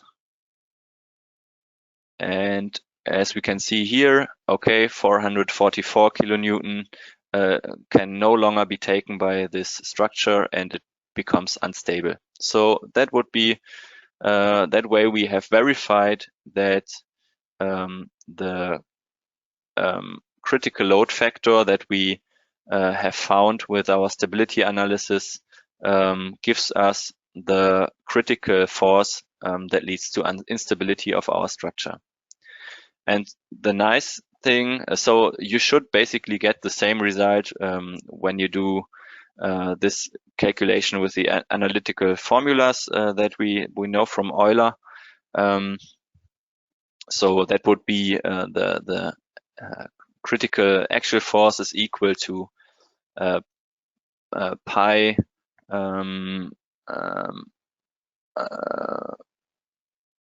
pi square divided by the buckling length square times EI. And basically this formula is used, I almost forgot to show you this because in addition to these critical load factors and the eigen shapes, we get some additional interesting results when we go to results by members and go to the tab effective length and critical loads by members or by mode shape. And here, based on this Euler formula and the critical load that is basically adopted or is equal to the internal force in the beam times the critical load factor of the respective eigenmode. So from this critical load for each member, the effective length factors are derived by the formula that I have just dropped, by the Euler formula. And what we can see here now is quite interesting. So for Euler case 1, we would use an effective length factor of 2. And this is exactly what we get from this analysis for our column when we look into the effective length factor for the weak axis and the first eigenshape. So we saw that for the first eigen value, we get an eigenshape corresponding to buckling around the weak axis, and this leads us to an effective length factor for the weak axis of 2. And the same applies for the strong axis if we analyze the second eigenmode. So this is quite nice, but of course in this example it doesn't provide any benefit, because we could also have used the analytical formulas to derive this effective length factor. But the nice thing is now we can use also the structure stability add-on to do the same calculations with more complex models. So that will be the last task of today. I will now modify the structure and build a frame from this column. So therefore, I would suggest you not to try to click along with me for this last example. Just listen what I have to say and try to keep up with the theory and the background and what I'm assessing as results, and then you can review this later for yourself. So I will now manipulate or change the length of this column to a length of 4 meters. Copy everything, including the support and the external load. So we have 2 columns now that are clamped at the end, and I will now introduce a girder between these 2 columns, and now I would have a rigid frame. Yeah. So, and for this frame, I don't know if you had ever had to do such stability analysis for such a frame, but in this case, it would not be so clear what the effective buckling length for buckling around the strong axis of this column would be like. So there are some books where you can look into some complex nomograms, and you will maybe find this effective length factor based on the stiffness of this the columns and the girders and so on. But you can also derive it directly in RFEM. So I will now do the static and structural stability analysis of this frame. And we will take a look first into the eigenvalues and eigenshapes that we get. And then we will analyze the effective length. So, okay, the first eigenvalue or the first mode, a critical load factor corresponds to buckling around the weak axis of this column. Here in this case, the girder that we have just introduced doesn't provide any additional stiffness, so we could have done the same without the girder and we would still get the critical load factor of 27.6 for these columns and for buckling around this weak axis. Then the second mode shape is also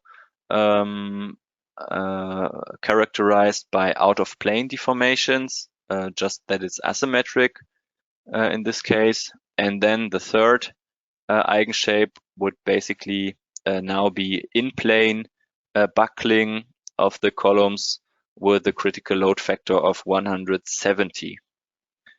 So we can, just to compare, because I changed the length of the column, I want to do the same calculation or the same simulation now with the column alone, to just demonstrate or verify what I've said and see the influence of the girder and the stiffness of the frame on the results. So, okay, if we analyze the column with a length of 4 meters by itself, still for the weak axis buckling, we get the critical load factor of 27.6, same as for the frame. But for buckling in the around the strong axis, we would have a critical load factor of 79 almost. And yeah, of course, the effective length factor for this eigen shape for buckling around the strong axis would be 2. And if we again add the frame, so come back to this frame analysis, again I calculated, and now let's dive into the differences. Again, we see that the third critical load factor that corresponds to buckling around the strong axis of the beam is now much higher at 170 compared to 78. And also the buckling length for the columns we can now analyze. Of course, we have to look into one of these members and look into mode shape number 3. So this corresponds to buckling around the strong axis. And we now see that our effective length factor for the strong axis is 1.38. And this value is not very intuitive. So for this, you would, as I said, look into a specialized book. But yeah, you could also find it here. The nice thing again of this or such analysis is we can do it with very complex structures as well. We can change the loading, we can change the dimensions of the girder that would have an influence on the buckling. We could introduce eccentricities to the load and so on,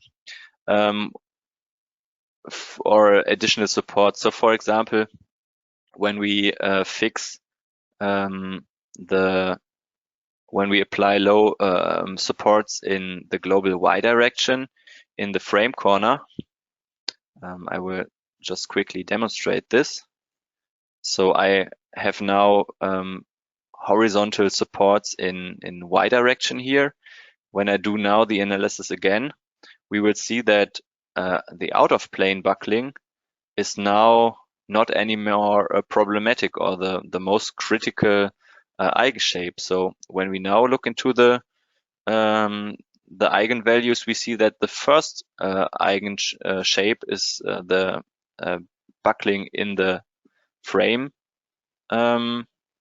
plane, and out of plane is now has a much higher critical load factor and is characterized by such eigenshape, and that would correspond to Euler case number 3, I think. We can verify this by looking into the effective length factors for buckling around the weak axis for beam number member number 1 or 2, and we see that our effective length factor is now almost perfectly 0.7, which would correspond to Euler case 3. So you can see such modifications would impede the results of the structure stability analysis, and we can do all kinds of things and analyze the stability of much more complex structures and under much more complex loading situations. One thing I would like to highlight is that with this basic stability analysis that we have now performed, only the instability mode of buckling can be addressed.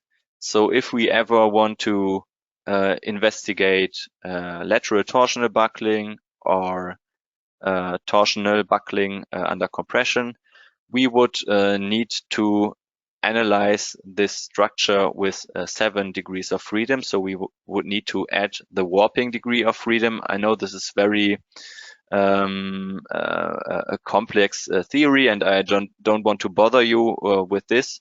I just want to highlight, if you want to ever investigate lateral torsional buckling or torsional buckling with the structure stability add-on, you would need to activate the torsional warping add-on, and then you could also take into consideration such instability modes.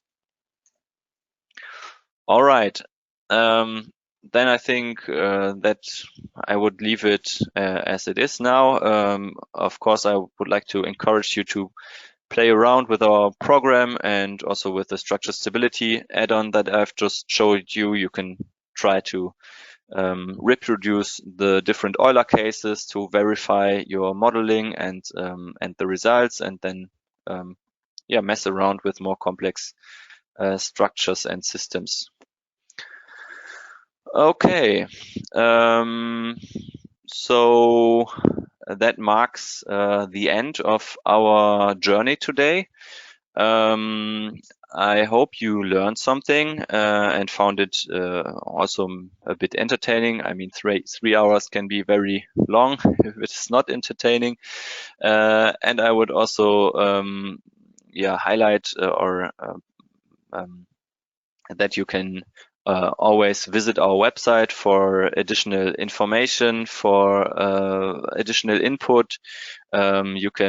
We have a lot of nice services that can support you already during your studies, such as the GeoZone tool, where you can find snow and wind load coefficients based on a location that you can enter, or also earthquake loads. We have a very large cross-section properties library that you can assess not only through our program, but also through our website. We have extensive numbers of FAQs and knowledge base articles that you can read through and enhance your skills with.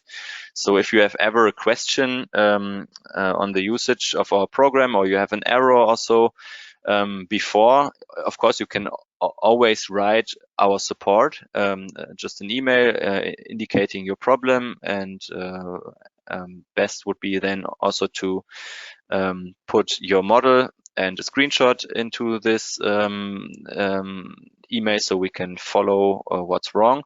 But before you do that, I would encourage you to just prompt your error message or the problem that you have into Google search, and behind your question just put a Dlubal or RFEM, and there's a good chance that you will find some FAQ or knowledge base article that covers your problem.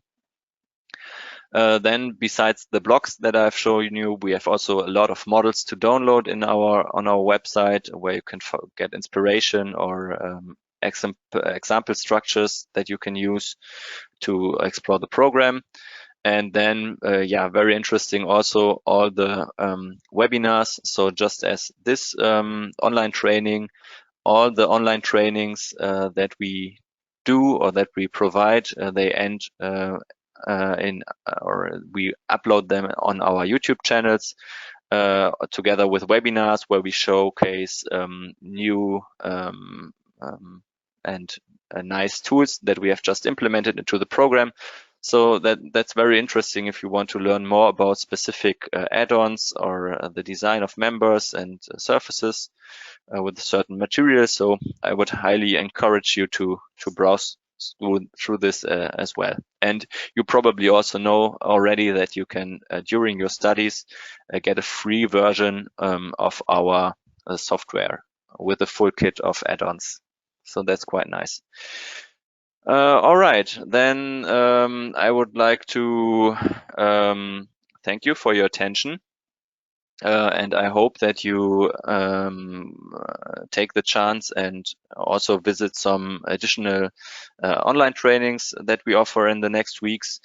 And one last question, or what I would ask you for, if you close this webinar, you will be asked to participate in a short survey where you can rate our online training, and it would be nice if you could do that and also leave comments on what we did good, what was not so nice, how we can improve. That of course helps us in preparing the next online training. Just be sure I think you can give points for this survey, and 1 point is not good and 5 points is the best. So it's not like the grading system or the school grades in Germany where 1 is very good and 5 is very bad. It's like Amazon rating or the Google rating. 5 stars are good, 1 star is bad.